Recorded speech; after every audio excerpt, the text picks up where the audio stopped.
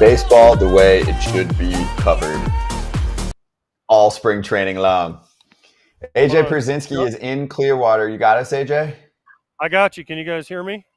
I can hear you, and wow, you are a lucky man. Not only are you at Phillies camp today, not only is it nice and hot out, but you get to start off the show sitting next to our friend Jon Heyman.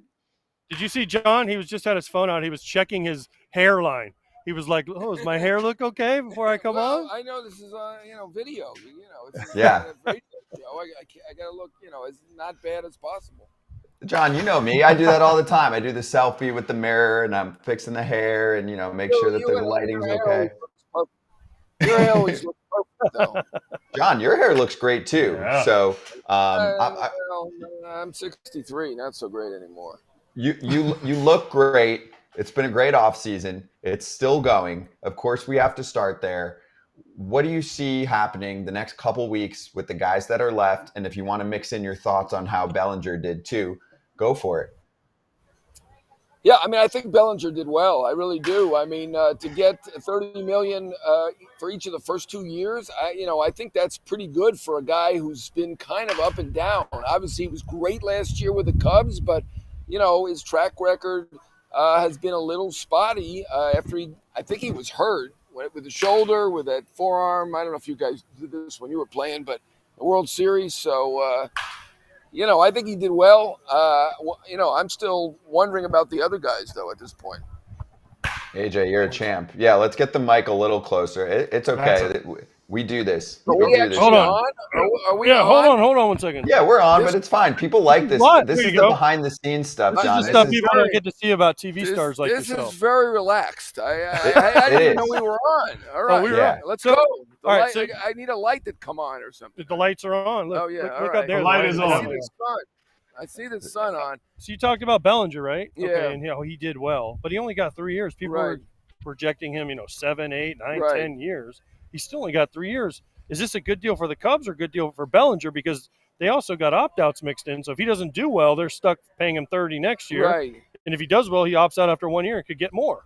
No, I certainly get it from the Cubs' perspective to go give him the 3 years rather than guaranteed 8 or 9 or whatever people were speculating about. I certainly get it, and I give them credit for holding the line and doing it this way if that's the way they want to do it. But as far as Bellinger goes, to be making $30 million, and we got to figure there's a decent chance he's going to opt out after year 1 or 2, that's a pretty good salary. There's only like 20-something guys who are making $30 million. He's obviously an outstanding player overall, but he's had those kind of mixed years at times. So I think he did well. I think the opt-out is huge for players. Look what it did for Carlos Rodon. So many of these players have used that opt-out and then done that $200 million deal the next year. So what inning are the Cubs in then? If they made this Cody Bellinger signing, which was going to be most likely was going to happen anyway. Earlier in the offseason, Jed Hoyer said, we're only in the 5th inning. What inning are they in now? Well, I mean, I mean, obviously Chapman is still out there. They're one of the teams connected to Chapman. I kind of think of Bob Melvin, his old A's manager in San Francisco. I kind of think he's going to end up back in San Francisco. To me, Seattle, Toronto, there are still teams that that need a third baseman. I think it's tougher for him, though. I mean, Bellinger is more versatile, right? He can play center. He can go to the corner. He can play first. Chapman, I mean, in a pinch, he could play short for a game or two, but he's basically a third baseman. So you're going to have to target those 2 or 3 teams that really need a third baseman. If I were to guess today, I'm going to say Giants. They're still talking to these guys. I know they said they don't expect to sign anybody, but I kind of think the Giants are going to sign somebody, whether it's Snell or Chapman or both of them. All right, so, but when? Because we're almost March 1st here, right? For pitchers, it's more important. Position players can get ready a lot quicker because you can go take a million at bats, take your ground balls. You just got to get on your feet, get moving around. But Snell and Montgomery, the 2 main pitchers out there, it's almost March 1st, right? Like it's almost drop dead before you start missing days and starts in the regular season. Yeah, I think that's particularly true for Snell because I think Snell is going to look at that Bellinger deal and say, hey, that's pretty good. I'm not getting exactly what I wanted on a long-term deal. I'm willing to do that 3-year deal with an opt-out after 1 year. So if you only got an opt-out after 1 year, you probably need to be in camp pretty soon, right? I mean, you need to be ready to go. To me, Montgomery is going to get that long deal from somebody. They're going to be a team out there, whether it's Texas or Boston, maybe the Mets even. There's going to be a team out there because, I mean, look, he's been consistently good, durable, great in the clutch, really doesn't have a lot of knocks on him. I know there are people saying, he doesn't miss bats. I mean, to me, that's a silly criticism. The guy is a very good, productive pitcher and young enough, and he should get a long-term deal. For whatever reason, there's something out there about Snell that I don't quite know that teams don't love as much as I would expect them to. He was the best pitcher in baseball from May 25th on. He had a 1.20 ERA. It was exactly half of the next guy, twice as good as the next guy, which is Kyle Brady's 2.40. So, I mean, to me, this is a dominant pitcher. Now that DeGrom is sidelined, among starters, he may have the best stuff of anybody left. Is he the best starter? No.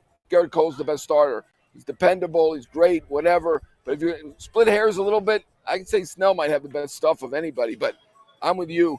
He probably needs to move a little quicker than Montgomery. Okay, so you mentioned Chapman, you mentioned Snell, you mentioned Montgomery. You mentioned warts on him. Or is the warts for Matt Chapman? He had a great April, and then he struggled from May on. Right. And then with Snell, he's never thrown a complete game. He doesn't go super deep into games. Yeah. Right? Montgomery goes deep into games, pitches in the postseason well. Yeah. He's kind of, he didn't throw 100, but who cares? Does anyone care about that? A lot of front offices You caught Mark Burley forever. I know. He didn't throw 90. I know, and he could How get good you was he? He was awesome. How would you like that career? I mean, if I would love that Montgomery repeats that career, that is fantastic. And so I don't see any warts on Montgomery. I think that's ticky-tacky. Even Snell, to me, the fact that he's a 6-inning pitcher, I mean, who's a 7-inning pitcher? We got guys here. We're in Philly, right? Wheeler, Nola, Cole, Logan Webb. There's maybe 2 or 3 others that pitch that 8 innings or 7 innings even. I mean, the fact that he's a 6-inning pitcher, how is that a knock? I mean, we just saw a big deal go to Glass now. He's never thrown more than 125 innings. You're right. I don't know. I think he got this big deal. You should be an agent. I told you earlier why he got the big deal, right? Because he looks good and he has great hair. And he looks good to dodge him. Very handsome guy. Beautiful hair. That's why Kratz never got a great deal, because he doesn't have any hair and he doesn't look good in uniform. Oh! 9-year deal. That's beautiful. 9-year man. No, that's really not true about Kratz, but it's funny. It's funny. Especially in L.A., especially him in L.A. Right. He's from L.A., and he's engaging. He's got a great personality. I like Snell. I think he's a quirky guy, but he's a good guy. There's nothing wrong. I don't see the warts there. The fact that he threw only 180 innings, is that a wart? I don't see it. His innings are good, but his stuff is fantastic. So I'm not getting that one. Montgomery, I think, is going to be fine because there really isn't a good wart. He's like Burley, I think. Chapman's the one, I think, at this point that would have an issue because he did hit 240 last year. Now, he was hurt. That certainly took it away from him, right? I mean, he was the best hitter in April, right, in baseball, and obviously was not himself after that. But people are going to look at the recency bias. If there's a recency bias, though, shouldn't Snell be getting like $300-400 million? I mean, it was unbelievable. I agree. So, John, I want to follow up on Snell. I still think he's a perfect fit for the Yankees. I still think they could use one more upper echelon pitcher. I'm not sure how Rodon's going to look for the regular season. I know people were already freaking out his velo was not as high as it was in bullpen sessions. I'm like, all right, whatever. Let's see. But in general, I'm still worried about their rotation if they think they're winning a World Series this year. What's the deal with the tax? A lot of our fans have asked about it too. So is it true, like if they sign Snell, and I believe this is the same case with the Mets, which have been criticized by some fans, they sign someone like that for 35, it really costs them like 70 plus, right? Yeah, I mean, technically, if that's the way you're going to look at it. Now, I'm with you. I think the Yankees have very talented pitchers, but to me, that rotation is a little bit thin, a little bit questionable at this point. Cortez has looked good. Rodon was fine in his outing. I mean, they've got a couple of kids that they like, but to me, the Yankees do not have a deep rotation. And obviously, you add someone at the top, in their case, would be number 2 behind Cole. But, I mean, then they're the American League favorite by far. So, I mean, you got to weigh the two things. You get Snell, you're the American League favorite. You've got a great chance to win the World Series, which they haven't done in a while, right? Or against the tax. Now, you could make the case like, well, the tax, you can spread it out on everybody. But the fact is right now they're paying about $10 million in tax because they're about $10 million over, so $11 million in tax. They sign them to a deal worth $30 million for the one-year deal. That's another $63 million, right? Because a 110% tax on the $30 million, $63 million. So you could look at it like, well, we're paying Snell $63 million. Now, of course, the Yankee revenues are better than anybody, right? Their revenues are over $800 million. They're not telling you exactly what it is, of course, but it's over $800 million. So they can afford to do it. They get him. They may win the World Series. But if you're the owner, it's not that easy to say to yourself, I'm adding $63 million for one player. And it's a player that isn't, we're not talking about Maddox or, Randy Johnson. We're talking about a great player, but we're not talking about a Hall of Famer. So it's a tough call for the Yankees. I personally, at this point, the way it was going, the Yankees didn't love the idea of the short-term deal.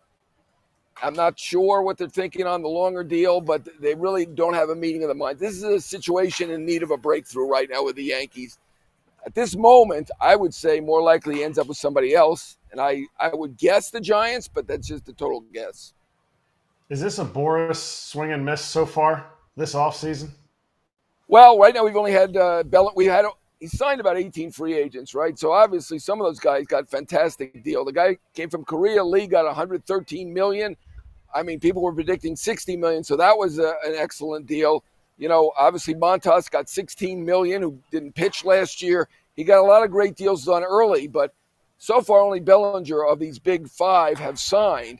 So, and I'm throwing J.D. Martinez in there because he was the cleanup hitter for the NL in the All-Star game. Pretty good player, but he's an older DH. So, right now, I would say Bellinger, I like that deal. So, we'll see what happens with the final 3. But, I mean, Chapman's not going to probably get what we were thinking he was going to get overall. And to me, I thought Snell would get $200 million.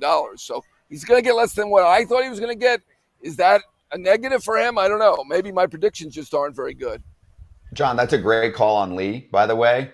He went way over my predictions as well, and people forget that name. Yeah, he got a lot more than I thought. So actually, I want to ask you a Giants question. Patrick, one of our fans, asked, he said, I think the Giants offseason makes the least amount of sense to me. They were in on the top flight free agents the last 2 years, right? We all know that, the big names, including Mr. Judge last year. He said, but they can't pull the trigger on what are clear needs like Chapman and Snell. How does that make sense? And also, Farhan Zaidi doubled down recently and essentially said their offseason is over. Now, everyone's hoping that was just a lie and that's public posturing, but he essentially said, hey, if we didn't figure it out in 3.5 months, then we're good.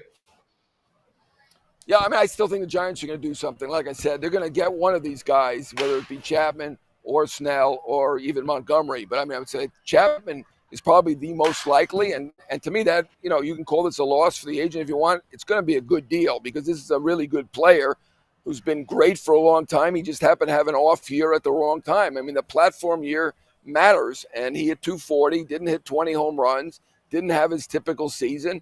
And, I think they're going to get it.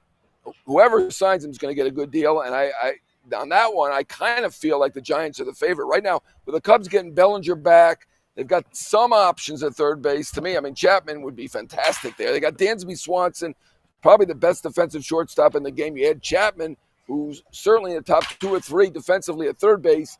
I mean, that's a lockdown. This is a big market team. To me, I know they did a great thing getting Bellinger back.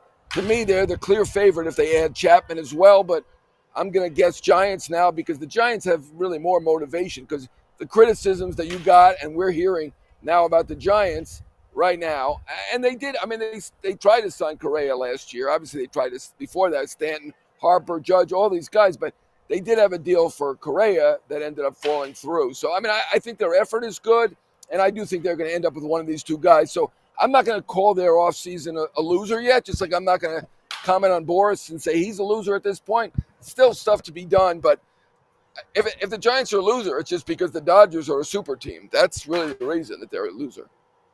All right, there you are, getting some sun with AJ in Clearwater, or as they say up here, Clearwater.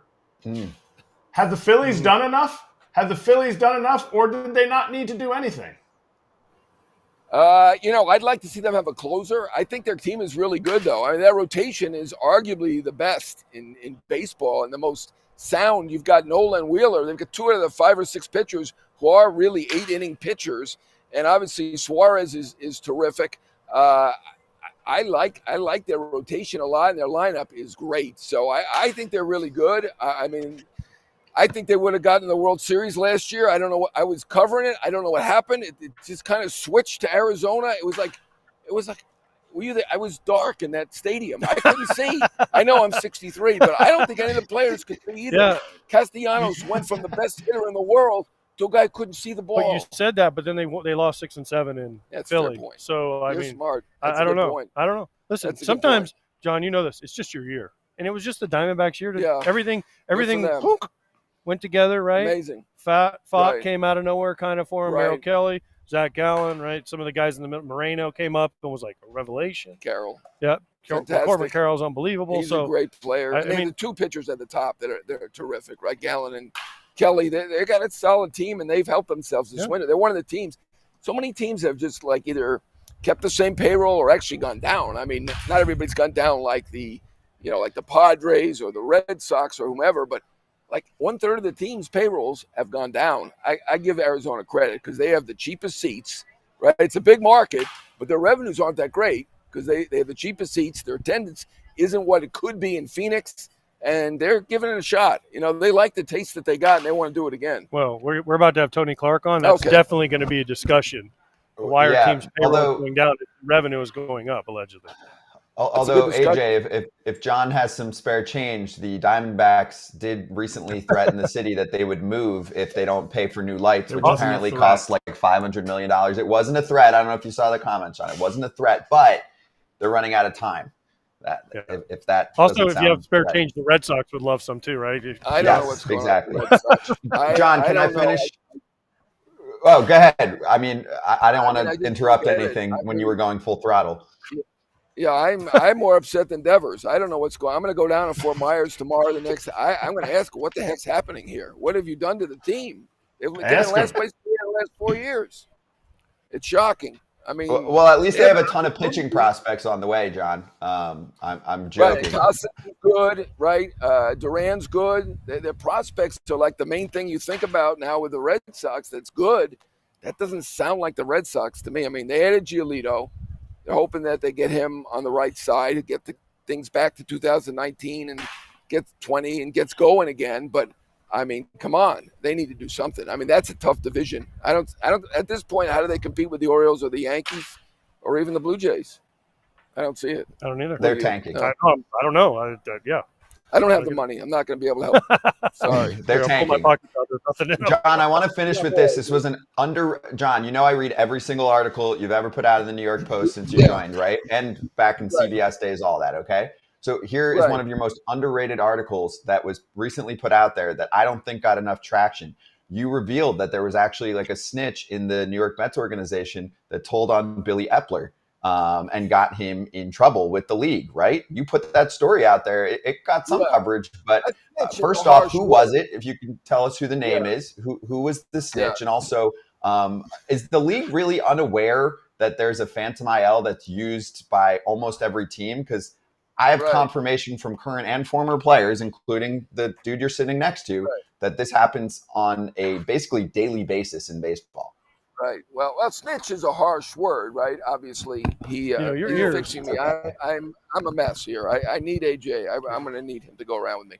That's a harsh word. Obviously, there was, when you're the GM, you're the boss. Not everyone's going to like you, and whoever thought that he went overboard with this, and I guess the league agreed. I think the league understands that it goes on to some degree. They felt that it went on too much with the Mets. I don't know. I don't have the information to tell you exactly whether it did or didn't, but I mean, it feels a little unusual that that's what he's got busted for was, especially when they stunk, right? I mean, they were 10 games, whatever he did, didn't work, right? Well, he's also not working this year, and they suspend him for a year when he's not even on a team's payroll, which is also I found interesting. They're like, we're going to suspend you for this year when you're not working. Right. Well, I mean, he would have been working if he hadn't had this issue. He was going to go back to the Mets. But, yeah, I mean, it works out nicely for him here. He's got a year off, and he's suspended for the year. Yeah. He can come back early if he wants. And if enough people say, everybody does this. I mean, I think he basically was honest and said, you got me, I did it, and he assumed that everybody does it. Like, you guys know. I've been on it. You've been on the fake? What did you have? What was your fake injury? Anal fissure. You're making it up. No, that's what I wanted to go with. And the Braves wouldn't let me, so they said hamstring. Hamstring. And I said, no, I want to go with what I want. They said, anal fissure. Yeah, John Coppola, he also kind of got in trouble. He got in trouble, too. For something else. Yeah, he did. He gone. Yeah, exactly. Well. We love this I don't stuff. know. I feel for Billy, but for whatever reason, the league felt there was more there than they normally see. Well, we'll ask our next guest, Tony Clark, a little bit about that as well. I'm sure he'll have some comments. So, John, great to see you. Enjoy the sunshine. I'm glad that you got to spend some time with AJ. He looks very snazzy with his sunglasses and his hat and the whole Did you guys know so. that he went to Northwestern, by the way? I do. I advertise. My daughter's going, too. So we're awesome. excited. Congratulations. That's awesome. That's a nice quarter zip. Exactly. It's like 95 degrees here, and I'm wearing this just to advertise Northwestern. All right. So. I'm going to get you a Northwestern t-shirt, John, but congratulations. My sister went there too. Great spot. But thanks for joining us, John. Good to see you as always. Always a pleasure. Thanks, Scott. Thanks, Eric. Thanks, AJ, my man. Appreciate it. Thank you. Tuition's due soon. AJ's a legend right now. It is a very hefty. Well, you can get scholarships though. I don't know what his situation. But not when you publicize it on such a national media network. Like maybe he's an influencer for them, and he's getting a little coin. Jon Heyman, he does have smashing hair though. We started that's for 63. He's killing it. It's tremendous. Yeah, it is. It's tremendous. So many Miami vibes for that guy. I love it. I do too. So hey everyone, it's a fun start to FT Live. With this guy, Kratz. I'm Braun. And then Pierzynski is going to bring in Tony Clark, who runs the Players Union, I think, in the next minute or two. So while we have a quick moment, can we... Oh, Clark's getting seated? No, I'm not even going to go there. I was going to say we can talk about Shohei Ohtani's day yesterday, but you know what? We're going to wait for a moment, or do we want to jump into it right now?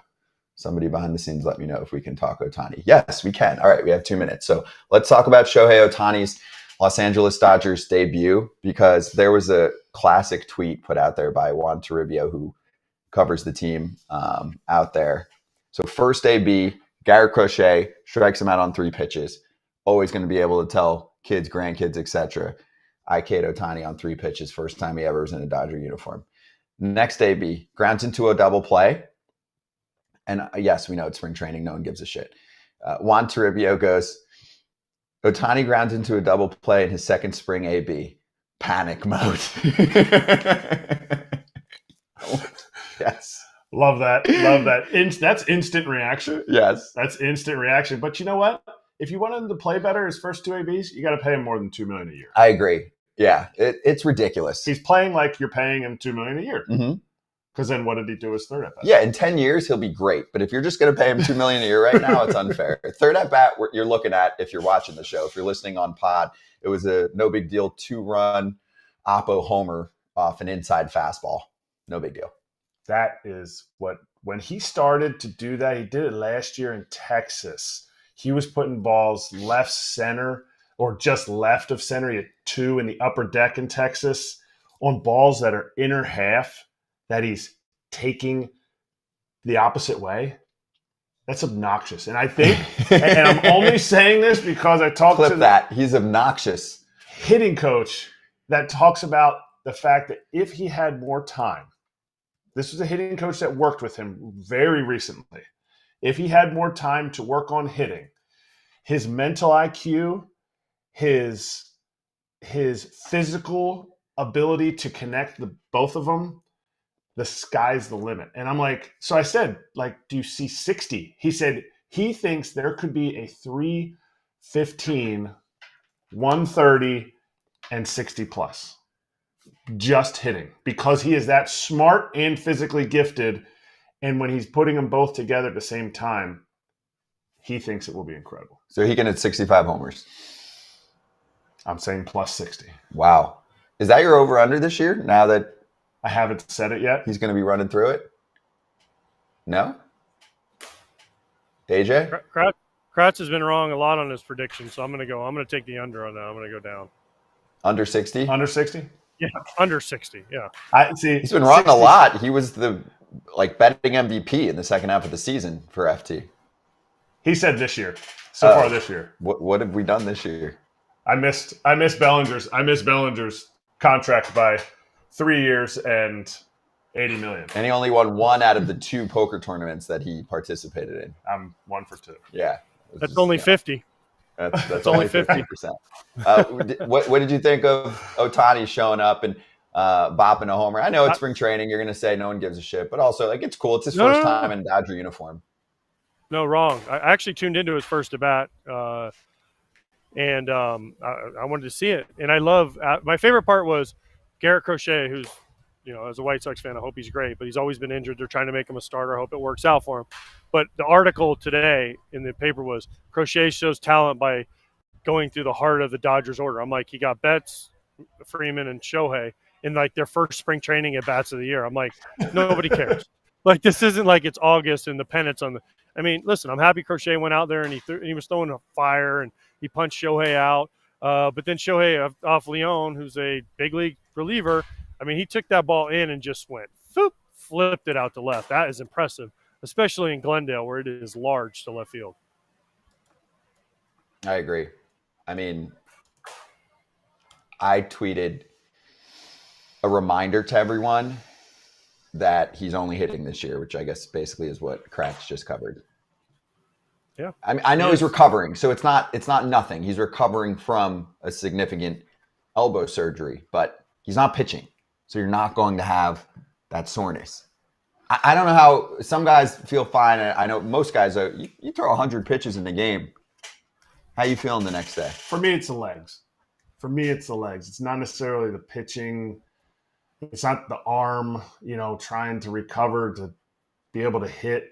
And, my whole comment was based on the fact that he took the pitch and where he hit it to left center. That's big. And if he can do that, you just have a much tougher time getting him out the way you need to get him out, which is, you throw him a splitter, that ball's got to be, but if he's taking fastballs to left center, now that split, he's staying on it and driving it to right center. So that's what I'm taking from it. Not the fact that he hit a homer in spring training. He could care less, but he is back.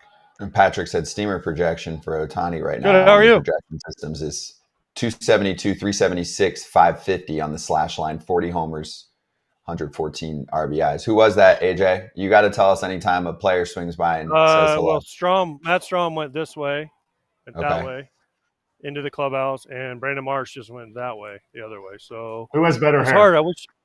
Well, Marsh has better face hair, and Strom has better mullet hair. Strom's mullet, it might be touching his rear. I know it's past his lettering on the back. Dude, that mullet he has is ridiculous. He just walked by. I was like, dang, dude. And then Marsh is like, he has the big old beard. They need a Pantene Pro V sponsorship. Those two guys. Well, also don't forget Bryce. Bryce, every time he gets on base, is like, with his hair. He wants to make sure everyone sees his flow every time. That's fair. You saw Nola too, right? Yeah, he said he'd come on here, but we're waiting on a boss man. So I saw Sam Fold. He said he'd come on too, but then he said he was busy, so I don't know which one he's gonna pull. Dude, spring It's training fun. It's gets always really, really hectic. Like media everywhere. So You got a playoff game coming up. You're going to play 9 innings. It's intense. So it's tough to give 5-10 minutes. So Super Sam, I was on the elevator with him this morning, and I said, "Hey, he's like, what are you doing?" Because I got like locked out. I didn't know where. I've never been up in the press box, so I was kind of like looking. I was locked out of where I needed to get to the elevator, and so I ended up. Sam Fold opens the door for me. He's like, "You don't have a key to this place?" And I was like, "Dude, I've never been like in the executive offices." And so we rode the elevator down. I said, "Hey, why don't you come on our show for 5 minutes?"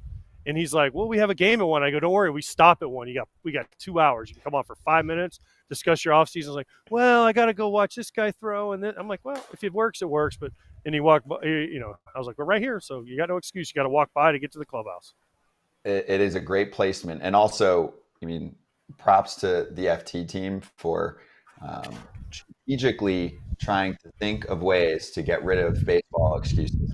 Oh, I've got a game at 1. Well, that's funny. We just switched our show from 11 to 1 when spring training games started until we get to opening day. Isn't that funny how that works? It's funny. I would love to keep AJ out there for the game and do the live show or at least through BP, because in about 10 minutes. There's no BP because they had the players meeting and it ran long. So I think they're hitting in the cages. It's already 11:30. But by the way, right above me, like literally right there, is Frenchie's, and I can smell. Frenchie's. I smell the food. I smell the beer on tap, and I am just like, the wind is blowing. I'm like, waft down a beer right into my lips, please. You better be careful though. The opposing team, the away team, might hit a dinger right off of Frenchie's roof, right onto your grill. Well, we got Owen here. He's behind the camera. He's got a hard hat on, so if one comes, Mark's gonna grab him and just throw him in the way since he's a Phillies fan. Oh, he's so nervous being at the camp. Oh no! Every guy that walks by, he's like, "Wait, that was." You got look. You got to tell him to bring the jaw up.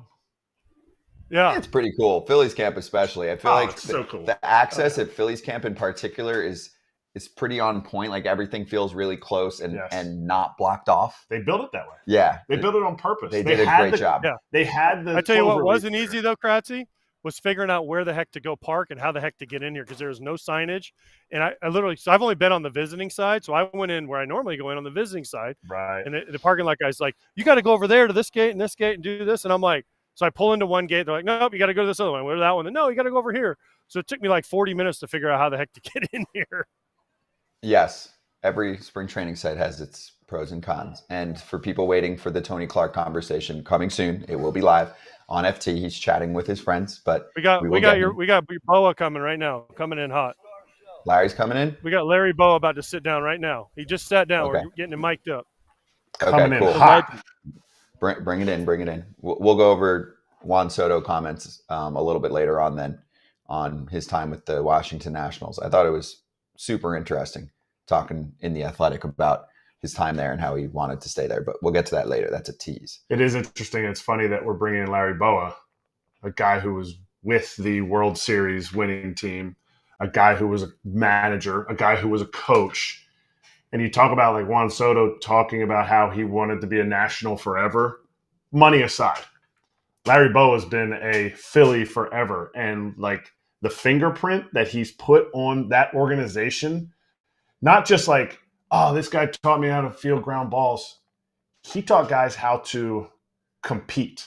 Like you can start with some of the best infielders in the game. And when you have a guy like that that's constantly affecting your organization, like that's why the Phillies are able to produce some of the players that they are because of the Bowa, because of the Charlie Manuel, because of when Dallas Green was still hanging around. Pat Gillick when he was around, like those guys, good organizations that want to win, keep bringing those guys back. Now let's bring him in. One of my favorite guys in the game, Larry Bowa, sitting next to AJ right now. What's up, AJ? Kratzy's talking about his baseball skills. Dude, listen, he doesn't care about baseball right now.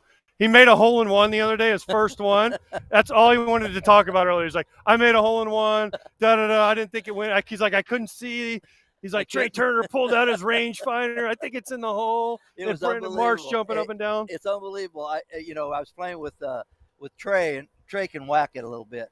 And so I was the guy. He says, just put it on the green. I'm going for the hole. I said, okay. So I hit a 7-iron, went in. I didn't know it went in. I look at Marsh out. He's watching the whole hole. He's putting his hands up like it's good. And then Trey pulls out his rangefinder and goes, that ball went in. I went, no way. And anyway, to make a long story short, the next hole along the street off the tee, I hit it in the houses. So that tells you how lucky I was to get a hole-in-one. Same guy. That's the Phillies tournament. That's the Phillies tournament at the beginning of the season every year. They always do it at the golf course by the water, right? That's exactly what we played. I was hoping we'd give away a boat or something because it was closest to the hole also, but I didn't get anything. I got a vest and a pair of golf shoes. So I asked Bowa. I said, Bo, did you have to buy drinks? Because normally you make a hole-in-one, you got to buy drinks. He goes, no. Mr. Middleton was there, so he covered me. I was like, you lucky bastard. Yeah, John says, I got it. Don't worry about it. All the drinks are free for that whole day. That is a big league event that the Middletons put on, Mr. Montgomery put on when I played there. But what did you guys find? What was the final score? What did you end up shooting? We came in second. We were like minus 13, 4. No, was it 15? It was close. I figured when I got the hole-in-one, that put us over the hump. But as you well know, there's a little bit of eraser being used on those tournaments. So guys find out who's in the lead. If they don't want them to win, they erase the score and put something else in there. So that's how that goes. 3 years in a row. 3 years in a row, I got second place in that tournament. 3 years. It depends who beat you because you might want to have the inquiry sign go up on that. Believe me. Well, Mick Billmeyer did it twice, so you know how that works. Oh, Mick, I know Mick. Okay, I got you. Hey, so Larry, you mentioned John Middleton and how he was there. How fortunate are the Phillies to have an owner who cares and who spends money? Because I don't know if you noticed, especially this offseason, most owners said they don't have money anymore. They have to slash payroll, that the TV revenues are bringing them down. I don't believe it, but John Middleton never talks like that, so I got to give him credit. John Middleton is in a class by himself when it comes to competing and spending money. All he wants is that trophy. And he gave a speech in here that made me want to put on a uniform and start playing. He told him how important it was to get the MF and trophy back to Philadelphia. And if he said it once, he said it about 4 times because somebody asked him, they said, did you get over that loss in Arizona? He says, are you kidding me? He says, I didn't get over that loss. And he says, I lost the championship in college in wrestling, and I haven't gotten over that either. He wants to win as bad as anybody. He's willing to write out checks. And I really believe this year this team is ready to win this thing. If we can stay away from injuries, it's a potent lineup, top to bottom. Our pitching staff is solid. Bullpen's solid. I don't see any flaws right now. Again, we got to stay away from injuries, but I know Trey Turner's going to start off. First 2 months last year, I'm sure he was pressing with a big contract, but he's a stud. You go right through our lineup. There's no easy outs in that lineup. It's a tough lineup. AJ. Bo, how long are you here for? I go the whole spring. You're here the whole spring? I come here the whole spring. I got a pretty good gig. Again, John Middleton enabled me. You throw BP. Throw BP, hit fungos. Ice your arm. No, I don't ice. Yeah, hit fungos, ice your back. I'm good. And then what I do is I stay here the whole spring. Then I go watch all our home games. When they go on the road, because of our minor league system, we got Lehigh Valley there. We got Reading, so I get to go watch them. When the Phillies go on the road, I come down here and watch Clearwater. And then if anybody in the front office wants to know, ask me my opinion on a certain player, I'll give them my opinion. Dave Dombrowski doesn't need any help, but he might want me to go watch a second baseman or a shortstop, and I'll go down there. And it's a good gig, really, AJ. It's really a good gig. I need your gig, Bo. Yeah. I need your. Well, you got a good gig now. I can throw BP. You got a good gig. I hit a lot of ground balls a second. I was good at that. I was good at that too. That sounds like fun, man. You home games only. Yep. Go to the minor league affiliates on the road. Yep. And then you ask your opinion, and your opinion matters. Yeah. Well, he takes, he'll take my info down. I better not make a mistake because Dave doesn't miss anything, as you well know. Yeah. Dave's on top of things. We got a great president, a great owner. Now we got to get over the hump. Not just getting in the playoffs. We got to go farther. We got to go deep. And I think this year we're going to go deep. Larry, you forgot one thing. You also kill spread before every game. If there's anybody up there, you and Chuck are up there killing spread, getting double scoops of ice cream at the stadium. Are you not? You got it. You seen me. I love the ice cream. At home? Yeah. What's that guy's name? I forget Frank. what's his name. Frank is Frank. so good. And Frank says every time I go there, he goes, "I got a new one tonight." I said, "Put it on the plate there." But yeah, Charlie and I kill it. We kill it every night, and then we enjoy the game. We sit by ourselves because I know we're old school, as you well know, and I don't want to make some comments that might upset some analytic people. So Chuck and I, we go in our own little booth and watch the game, and we can say whatever we want to say. Oh yeah, So. dude. I like that. I love Frank. I love Frank and his ice cream. Every time I get a Larry, Frankie, game. 2 scoops. Oh, always. Larry, before you go, you got to give us something good, something exclusive from Phillies camp right now. Some new pitch, somebody that you think's going to break out, something that you got here for us. Wow. God, that's a good question right there. You know, I'll give you one guy that the question mark was still out there. He pitched towards the end of the year. Sanchez. Everyone's saying, well, can he do it? And I've watched his bullpens. I watched his last outing. He's got good stuff. He doesn't overpower you. He knows how to pitch. He's similar to Ranger Suarez. I'm sure they're going to split him up with a righty in the middle of those two. But he's a key guy because the top of our rotation to me is as solid as it gets. And you get this guy as a 4, and he does what he's supposed to. Our bullpen is lights out. I think this guy's going to give us innings. He knows how to pitch. He's learned how to pitch behind in the count with that dead fish changeup. It's an awesome pitch. Gets a lot of ground ball outs. But I would keep my eye on him because we need him a lot. Everyone talks about Nola, Wheeler, and Ranger, but that bottom there, we need him very much.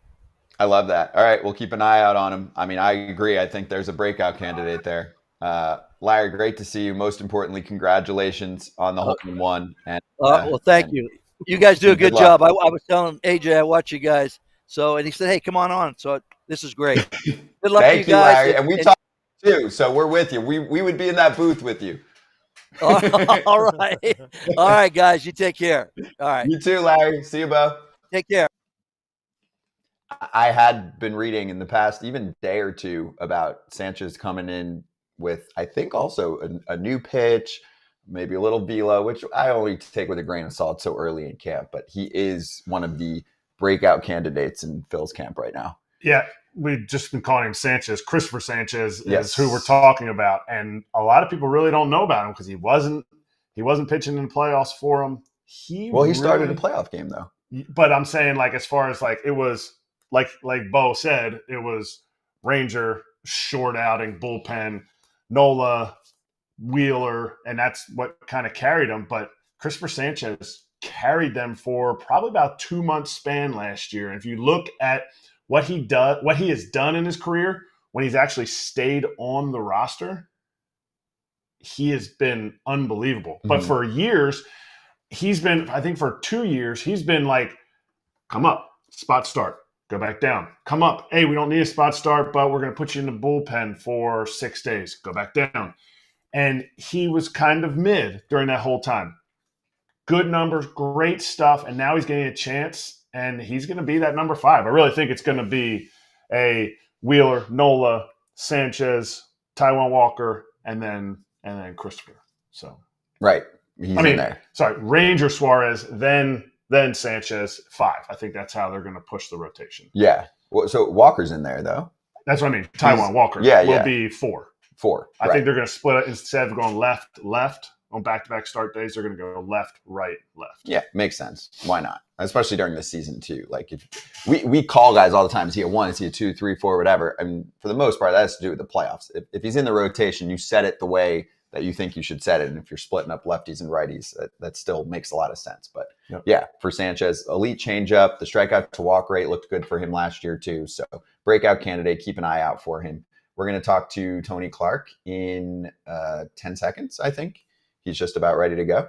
So we will kick it back out to Clearwater, Florida. FT on the road.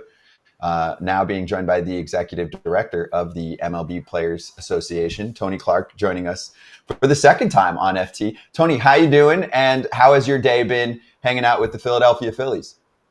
It's been good. It's been good. Thanks, guys. Good to see you. Good morning. Just got out here to the East Coast. We made our rounds out in Arizona this past week, but having a chance to hit the ground running here in Florida. So it's been good so far. It's been good to be back in the locker room. Gosh, man, I mean, it made me wait a long time today. I'm sitting out here. I'm like, all right. I'm like, if I can only do this, twiddle my thumbs. So obviously, listen, as a former player, I know how it goes in those meetings, and that's good. When it's long, that means people have questions. Yeah. Players have questions. You guys have answers for them. Yep. And I don't want to know any specifics, but as a whole, are things are looking up correctly? Like things are looking in a positive light from the player side? Because we on this show always discuss, and we just discussed it with Jon Heyman. Revenue seems to be going up. Teams are not spending. So it's like, wait a minute. If revenue is going up, shouldn't teams be spending to get guys more salaries? Well, this year has been a little different than the last couple of years in what we've seen. And I'm not speaking out of school. It's been a topic of conversation with the guys, the experience this offseason with the number of guys that are out there that can still help teams win ball games is a bit peculiar, to say the least. We're not going to use the C word, right? It's a bit peculiar. I'm using the P word for now. Okay. But one that we're obviously keeping an eye on, and one that as the free agent market goes through, we'll sit down with individual representatives as we do every offseason and try to appreciate what the conversations have been, what the experience has been, so that we have an understanding perhaps as to what it is that we're seeing, as opposed to just highlighting that we sit here in February and there are a lot of players out there that can help teams that should be looking to be the last team standing. So a lot of open questions on the heels of a couple very good years coming out of the other side of bargaining, and we look forward to getting some answers to them sooner rather than later. Have you had any answers? Because all we heard about last year was attendance is up. Man, the game has never been in a better situation. You know, we're running through, fans are just excited about this. Attendance is up, and all of a sudden, nobody's paying anything. Wait, was attendance up or was it not? Now we have an issue. Now TV we have money. TV money. So have you heard any, even like a preliminary response to anything like that? There seems to be a number of reasons being used. I think the devil is always in the proverbial details. And there's a lot of details that will likely never see the light of day that we are aware of. Having said that, everything that you just highlighted is accurate. The industry did well last year. The expectation and projections for 2024 are high and remain high. And that's why it is intriguing when if being the last team standing is indeed the focal point of each ball club, why it is that we have as many players that are out there that can help teams do that as we do. And so you're not wrong in highlighting that things seem to be moving in the right direction. The question becomes why all of a sudden against that backdrop we're seeing something manifest itself differently this offseason than we did the prior two. All right, so as a former player, I have to ask the question. It was always something in bargaining, right? As when I was a free agent, it was, this and this. It was always, this offseason, the hot button topic for them has been, the TV deals, and we don't know if we can spend on these TV deals. To me, it's just like, okay, this is just another, I don't want to say excuse, but another reason why, we don't want to pay this guy, we don't want to pay that guy, and, we're waiting. And some of the teams that should be spending aren't, because they're like, our TV deal. Listen, some of these have settled their deals now, so shouldn't they be back on the table and say, man, there's some pretty good damn players out there I could go get? We remain hopeful. Hey, you know what's funny to me? Used to be so like player, now you're so lawyer talk. We have a number of folks that support me every day in that regard, and support players every day. But look, all joking aside, the truth is there are a lot of players out there that can help teams win ball games. There are a lot of teams out there that could undoubtedly use players that can help them win ball games. We do remain hopeful that despite the fact that we find ourselves here at the end of February, that most, if not all of these guys find homes here before camp breaks. If for no other reason than, AJ, what you just highlighted. Some of the concerns that were otherwise offered, fact or fiction, at the start of the offseason have had some answers to them over the course of the last few months, such that if there is still an interest in being the last team standing, that there are players out there that can do it, and teams that are otherwise equipped to provide that engagement. We're talking about winning, and that's really That's ultimately the biggest thing, is that teams want to win because players want to win. And I think we can get on the same page for that.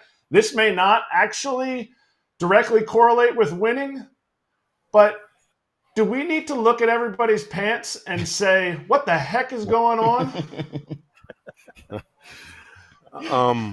Look, I'm 6'7", 2, give or take too much at this point. So I will offer you this.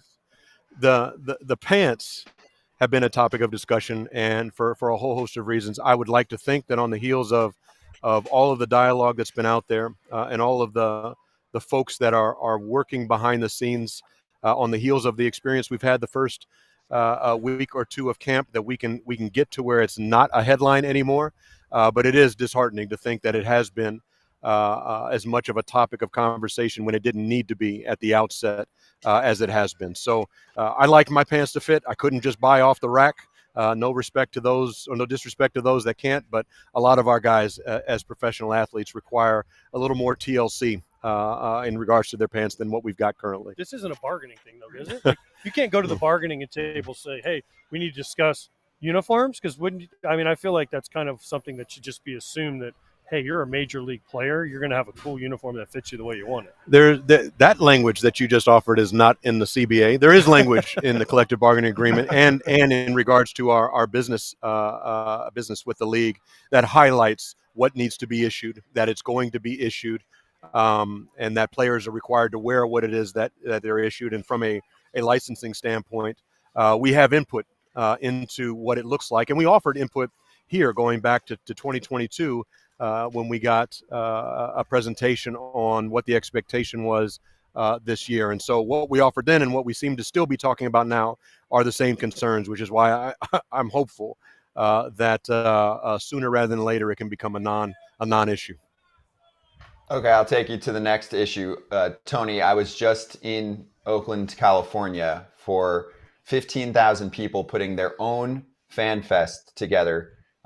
A's fans, of course, who are, of course, passionate, upset, and let me tell you, they're not following the team if they leave. I've asked all of them. They're moving on. They're like, I'm done with the sport, or I'm going to root for the Oakland Ballers, which will be a new team in the Pioneer League. So first off, I wanted to know if you think that the PA will approve players playing in a ballpark in the minor leagues, like in Salt Lake City or Sacramento, for 3 or more years if the ballpark takes longer to put together, because we haven't gotten much information on that yet. I spoke to the mayor. She said they're not playing here in the Coliseum unless we get an expansion team. It sounds like that would be hard to believe. So I wanted to get your full-on take here, because I know players are buzzing about it.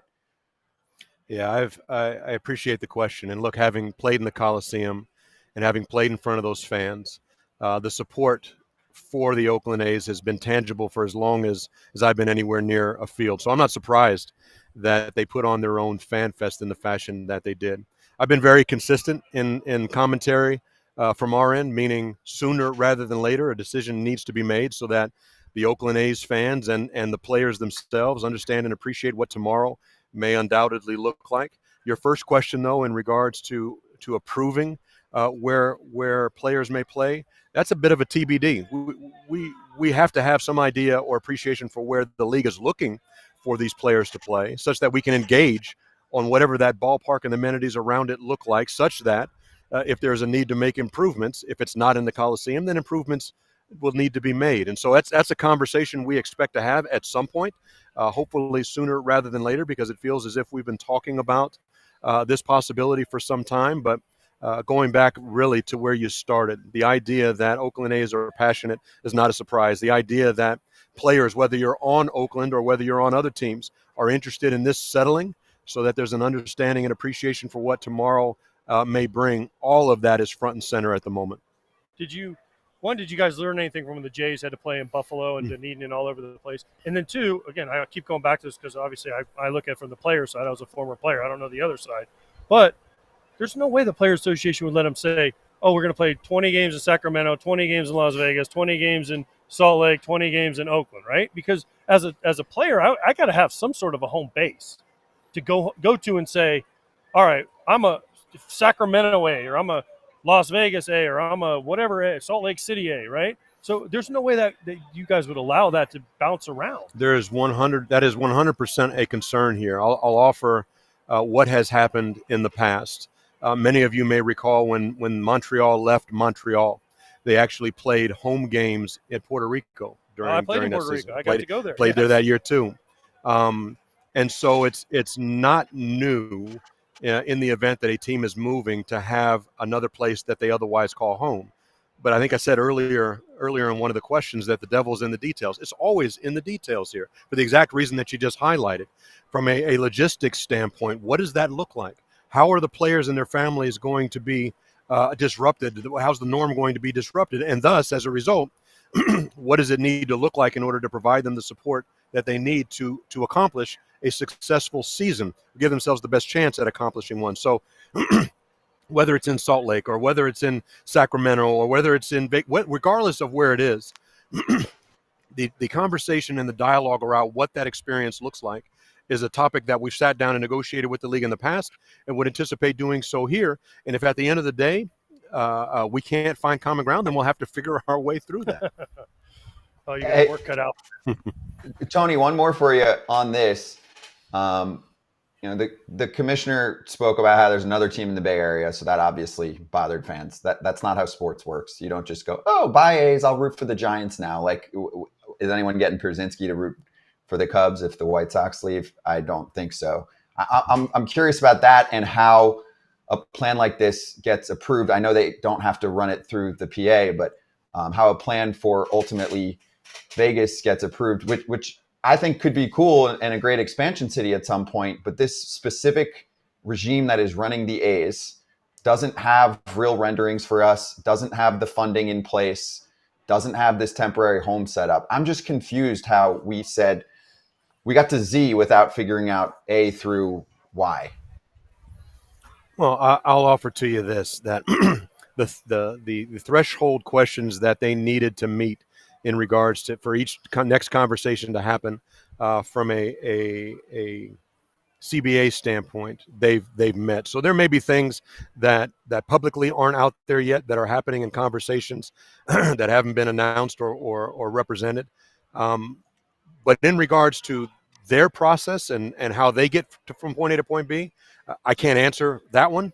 But I can tell you that in the conversations that we have had with the league, and why my commentary has been consistent here, it literally is with an eye on whatever decision that needs to be made in order for us to engage on the next round of decisions that needs to be made. The sooner that can be done, the better. So we stand ready to have those conversations at the point in time the league is ready to have them. I need a grade A to F on how the commissioner has done. I need then what in the next 5 years you think that the current commissioner needs to do to make his legacy stick like I think most commissioners want? Yeah, if I caught your first part of your question, you asked me to grade the commissioner. Yeah. I'm not going to grade the commissioner. I will say this. I will say this. There have been any number of challenges that we've had over the last handful of years. The experience has been the experience. The game at this point is moving forward. We sit down to collective bargain in a couple of years. I think a lot of commentary has already been out there in regards to the concerns that the other side has. We'll see how those manifest themselves over the next couple of years, and the lines of communication, despite what some folks think, remain open in that regard. So I'm not going to grade anyone at this point, nor am I focused in on what a particular legacy may be for any one particular management side individual. I will tell you this. The concern from day one for me as a player, the concern from day one for me as an executive, is the well-being of the game and our player fraternity. It doesn't really get more complicated for me and for us than that. So that will always be the case on this side. You'll never have to question or wonder what our motivations are in regards to protecting our player rights and advancing the game that we've essentially sold our soul to, each of us, from the time we were knee-high to the table. And so where it's at now, where it's going, and the next generation that's going to come behind us and ensure that we leave the game better, that's what I'm focused in on. So if you want to ask me about what our concerns are, that's how I would answer. But I can't answer in regards to how management may want to view itself on the flip side of the responsibilities that they have. So then let's get into the concerns on the PA side. So Tony, there will be a new commissioner in place 5 years from now. I know it's still far away, but what kind of person should the union hope to be working with in the future? What are the concerns that you hope can either be addressed in the meantime, or when we get to 5 years from now, can be implemented with someone else who is taking over and is working on a daily basis with the players? I mean, an example we use sometimes on our show, Adam Silver always mentions the players, the talent, the partnership, all of that. So I'm curious, where you guys are at. So you're not going to enjoy my answer on this one. And what I mean by that is this. I mentioned 2 seconds ago that our collective bargaining agreement expires in 2026. I'm not looking at what happens after 2026 at this point. As a player, I'm kind of wired in the following way. While diligence is always done in appreciating how best to be successful today, you do keep your eye on what tomorrow looks like. I'm not denying that. But our focus at the moment is ensuring that we understand the dynamics at play around this existing CBA and what it is that we just negotiated, to ensure that the things that worked, we continue to focus in on them moving forward, to ensure that perhaps in the same vein that they do, the things that haven't worked, how it's best for us to address them the next time that we sit down. And so on the major league side, our agreement expires in 2026. On the minor league side, our collective bargaining agreement expires in 2027. So to the extent that the commissioner's contract and his retirement goes beyond that, I'm not focused in on that and or who might otherwise be sitting in that seat, but I am very much focused in on what is happening right now and what the next round of bargaining is going to look like. So 25 years ago, when we first played against each other, you walk up to the plate and we're in old Tiger Stadium, and I'm like, God damn, this dude's a monster. How am I going to compete with this guy, right? You walk up there, smack a double, right? Now you're the executive director of the Players Association. Did you ever think this was going to be a career path for you? I know you were always involved, like we're all always involved. There's some more than others in the union and the whole deal, and we fight for our rights. But did you ever think that you were going to be this guy? Because you're the guy now everybody looks at as a player. We're like, Tony Clark, there he is. He's our leader. Okay? And then what has surprised you about the job? Because as a player, and I look at you and I'm like, damn, he's got to see some shit. So the short answer to wanting this role or being in this role was no. It wasn't the plan. It wasn't the goal. I think there's an old adage, if you want to hear the Lord laugh, just tell him what your plans are. I was fortunate to have played as long as I did, and I was involved as an active player because I believed I had a responsibility to offer a voice around the terms that were going to dictate my career. So even if it was long, it was going to be short, while ensuring that the next players had it better than I had, because that was how I was taught coming in and what I wanted to ensure on the way out. So no, being a part of the Players Association when I was done playing was not the goal. It's interesting how the different moving pieces came to play in the fashion that they did, such that I find myself in this role now. But going back to what I highlighted a second ago, as a result of this not being my dream job, I had my dream job. Competing against you on the major league field was my dream job, and I was fortunate to do it as long as I did. That's allowed me in this role to keep things very simple, not get caught up in a lot of the rhetoric and the politics that's often associated with the different moving pieces that are involved here. My commitment and my concern is the game, our players, and by extension, our fans, those that have supported our game as long as they have. That is what the concern is. And so being able to focus in on that, on behalf of the players, understanding and appreciating what it looks like and feels like to don a pair of cleats, knowing what it feels like and looks like to be a fan in the ballpark and enjoying our game, understanding and appreciating what it looks like to deal with the media or deal with fans beyond the ballpark, raising a family while you're doing it, ensuring the well-being of your future as you are a player, knowing that the music's going to stop no matter what it is that you do or no matter how long you play. Being able to focus in on those things while protecting and advancing the rights of our players makes my job and our commitment to it very direct and very black and white. So glad for the opportunity that I had, glad that the players saw fit to put me in the role that I'm in, glad that I'm surrounded by a huge staff of very talented people who are all committed to the same thing. Glad that as the world has gotten more complicated and the CBA itself has gotten more complicated, that we're positioned to navigate it, whether it's what's going on here domestically in the U.S. or whether it's what's going on internationally, particularly with as many of our players in our games coming from international locales. This has been a pleasure. My beard was dark when I started. It's white now, which is a telltale as to how busy we tend to be day in and day out. But rest assured, grateful for the opportunity and the work that we've done and the work that we are undoubtedly going to do on behalf of the players and our game moving forward. Being an ex-player, AJ being an ex-player, you being an ex-player, how engaged are the players right now? Because that is what is discussed in these meetings behind the scenes. How engaged are the players? Because you said 2026 is the next CBA. That's close. That is way closer. Give us a pulse on how engaged they are, because there was years when I played where, to me, it was a concern. Like, hey, we have to get engaged. This is important. One of the things, Kratzy, that you're highlighting is something that our fraternity has always had, which is quality leadership.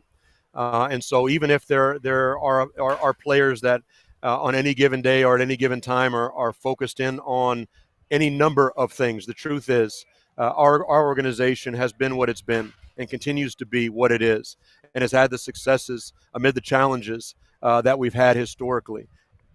It's against the backdrop of having quality player leadership that as much as we offer information, as much as we engage guys on the ground, as I highlighted at the outset, being in the clubhouses again after not being in the clubhouses for 5 years has value. The truth is, as much as myself or Bruce Meyer or any one of our staff may stand in front of a room full of players and offer what it is that we offer, the truth is our strength, as Marvin Miller said, is really not a secret. It's in the unity and solidarity and engagement of our membership. And so as long as we have good leadership, and we have and we will continue to, we'll be able to navigate any one particular issue at any one particular time. And in this instance, as we get closer and closer to bargaining, be positioned to navigate them as we always have. Tony, last one from me. You mentioned how obviously the players are where your importance lies and the competitiveness of the game, the future of the game. So you're at Phillies camp today. We spoke about how John Middleton only talks about winning and spending and putting everything he can into Phillies players and the franchise. So I'm curious with recent news, for example, of the Baltimore Orioles being sold and the new ownership group hinting that they are going to spend more and think about competitiveness, right? Because that team does not spend much, even though they put a pretty good ball club together. If you look at that as a win, if this new group does what they have been hinted to be saying that they're going to do, and I'll add on just because this is the last question, would it be a win if the A's were sold so that we could have an owner who comes in, who spends money? We don't have to have that ongoing issue where we don't even know where the revenue share money is going. I think that's been a case still with the PA in the league for like 7 years or something. So curious on situations like that. If you say, hey, if they're going to spend, they care about winning, it's a win if we get a new group in here that cares. I'll say this. It's great to hear teams talk about competing and wanting to be the last team standing. That's what all 30 teams should be talking about. That's when you have the commentary around hope springs eternal, and the idea that you have an opportunity to be the last. When we're talking about that, our game and our industry is in a better place. And so having ownership talk about being the last team standing and doing everything they can to ensure that is the case, that's what you like to hear. As it relates to what a new owner may do, or what an older owner may do, I think we need to watch and see what they do versus what it is that they say. In other words, it's at any given time offering conjecture around the willingness to spend and or compete and put the best product on the field possible is just that, unless or until you do so. And so we'll see in Baltimore. We just met with Baltimore. They are an exciting group of players. They obviously had a lot of success last year, and we're hopeful that they continue to build on that, because as they do, it excites other teams to compete alongside them in a way that we know is beneficial. And so whether it's Baltimore or what it is that has been done in Oakland, it's going to be interesting to see what happens next in that regard, as opposed to what it is that's being represented verbally. So I know I tend to be more of a glass half full than half empty, but I offer that to simply say, let's hope that the verbal commitments match what they actually do in the days moving forward. Okay, before you go, I just got to ask. I never officially retired. Me either. So I haven't got my licensing checks for like 7 years. So I mean, can I get? I used to get those in the mail every offseason. So I've been waiting. Yep. So I mean, I haven't moved. I moved before I was still playing. So maybe it's lost in the mail. Maybe my it's lost address in the hasn't mail. changed though. I'm confused. So there's this active versus inactive thing that kind of comes into play. So I haven't filed my retirement papers yet either. So we can make a comeback. Well, yeah, but it's very clear I'm inactive. Me too. So if I put it this way, if there are some checks floating around for you and I find them, I'm guessing there may be some floating around for me too. But at this point, I can tell you that they don't exist. Or when Bobby Bowe gets paid next year, he can just kick me some of that. Yeah, that's a little different dynamic, but I can appreciate that one too. Thank you, Tony, so much. No, thanks, guys. Thank you, Tony. Great to see you. Enjoy the rest of the camps. Always. Appreciate you guys. Be well. Thanks, you too. Tony Clark joining us on FT out in Clearwater as FT's taken over spring training in Florida. God's country, as AJ calls it. Thoughts? He is such a good talker. I wish we could get, because there's every time a guy like him, and even on the other side. I would love to have Manfred on the show. Manfred, they can never really talk about things. Why? Because of the negotiations part of it. Because there's a lot of very litigious. Tepid. Yeah. It's litigious, right? It's lawyers. That's how the league works. Because every word is seen as money, or as seen as, that's this side and that's that side.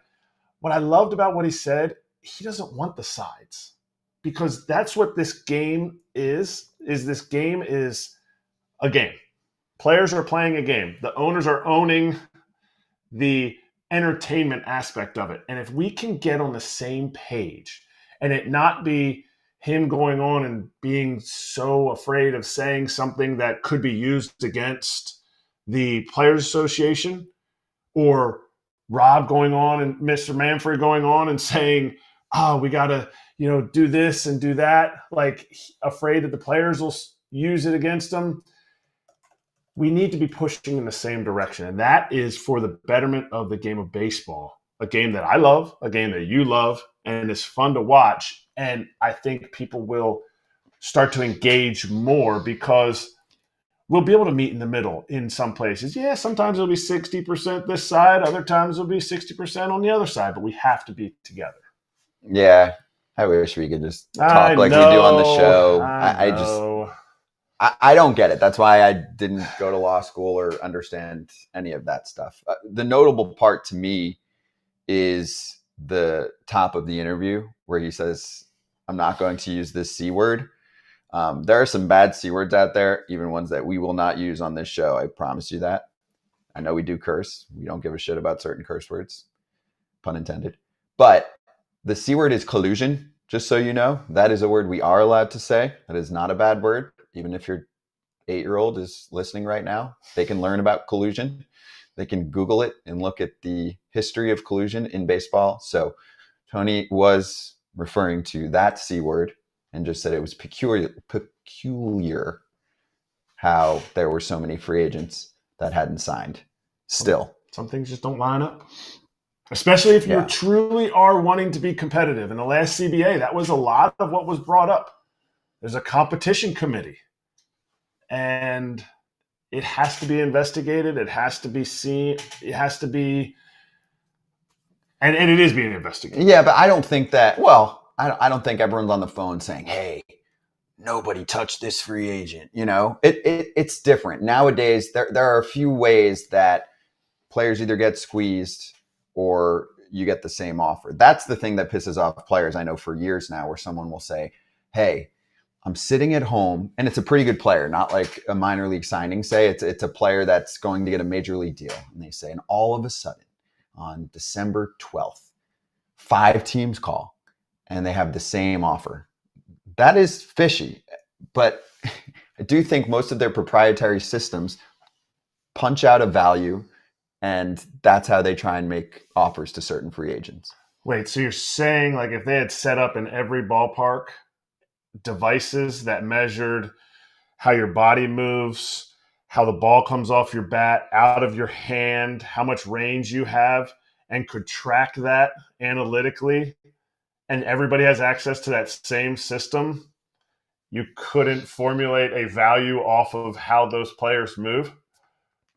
And that's why sometimes people are like, well, why don't they just allow, players to use the wearables and the teams can track all of that? It gets used against you. That's why you get a fight here. The Pirates 1 year were trying to hand out in the minor leagues. I wasn't there, so I got this second hand. They were trying to hand out watches or maybe like a Whoop type of device. Yeah, wearable. A wearable wearables, yep. device. And they were saying it was going to be mandatory, and then they were like, no, it's not mandatory, because you're able to track everything. Mm-hmm. You're able to track your heart rate. You're able to track, like, does this guy get nervous during games? Oh, okay, well, that's cool. Does this guy stay in at night? Well, let's just check his wearable. Oh, it says he got 6 hours of sleep last night, and he didn't go to sleep until 8 this morning. It's fine. He's still playing well. We'll log that away. We'll log this away. Like, you got it. You have to open your eyes. You can't have just a tunnel vision. You have to be a tunnel vision as a player, and that's what the union is there for. And I love the fact that they are there to stand up for the minor leaguers. Yep. There's going to be a lot of fight in that minor league stuff too. Agreed. Yes, because that's a union of its own. All right. We're going to get some Phillies players joining us soon, hopefully. Hopefully they're nice to us. But in the meantime, let's go to charge the mound on Juan Soto and his comments in The Athletic. Oh, sorry, that's what he said, which makes more sense since it's a quote. It's what he said. It is what he said. The article in The Athletic saying you started your career at the Nationals. You won a title there. And this is Chris Kirshner. Looking back on that time, do you wish that you could have spent your entire career in Washington? I know most of you can read this by yourselves on YouTube right now, but we have an audience that is driving their car that will listen to this podcast. So they need me here. Bear with me. Soto said, yeah, 100%. I never wanted to leave Washington. It was a great team. I knew everybody there from the bottom all the way to the top. I was really comfortable and it felt like home for me. I was happy. I had a house in Washington. I was really comfortable up there. Out of nowhere, they made that decision. They thought it was the best thing for the team. I just respected it because they were really clear with me. That's one of the things I really respected from GM Mike Rizzo. He was really clear about the trade stuff, but definitely I never thought I was going to leave DC. I was really thinking I was going to stay there for my whole career. End quote. Thoughts on those comments? And I do always have to throw this part in there because we just spoke about the players' side and their perspective and all that, and how he wanted to stay there. July 2022, a report, and it was confirmed by other insiders as well, that the Washington Nationals offered a 15-year, $440 million contract. And I actually believe there were not deferrals in that deal. So that's present day value, which is essentially what Ohtani got in present day value. And this was a couple years. It would have been the largest deal in baseball history. It was apparently the third offer in a short time period. And there were many offers and attempts in the past to keep him. And that offer was declined. It's not always money. Right, but he said he wanted to stay there. He wanted to stay there. They had a good team. Yeah. Like, things change. Like, if Rizzo is this upfront and open about a trade, he's probably up front and open with a guy they're looking to give $440 million. You said 15 years. 15,440. That was the report. How could Rizzo answer the question, what are you guys going to put around me? He can only answer it honestly. And maybe he saw that there wasn't anything there. It isn't just about being a national. He had already won his World Series. He had already, he was, in his mind, top 5 player in the game. And we'll know if financially he made the right choice. And ultimately, are you making the choice because of finances, or are you making the choice because of his legacy that he wants to be a national forever? Because if your legacy is you want to be a national forever, Exhibit A, Mike Trout, he is stuck there. And but Soto already won. And also, most of the time, this stuff is cyclical. Like, the Nats are going to be good again. Probably in 2 years. I think they're going to get one of these last 3 guys. That's my dark horse for. Really? I think a Jordan Montgomery will bring in the new wave. The Jason Worth deal from years back. Jason Worth deal. People talked about a ton. They were like, I know we're early, but this is a guy that we really like. Came from another winning team with the Phils. Say what you want about him. Eventually, they became a perennial playoff contender. And then they won a World Series eventually. He made him relevant. And Jordan Montgomery will be like almost the inverse of the Patrick Corbin deal. They brought in Patrick Corbin. They won the World Series. That was the icing on the cake that put them over the top. Absolutely. And yes, it hasn't worked out, but he has set a precedent in Washington since they won the World Series that, he struggled. A lot of guys have learned from an absolute pro how to struggle. And last year, he kind of came back and he did well. Now they bring in Jordan Montgomery. They phase out the rest of Corbin's contract.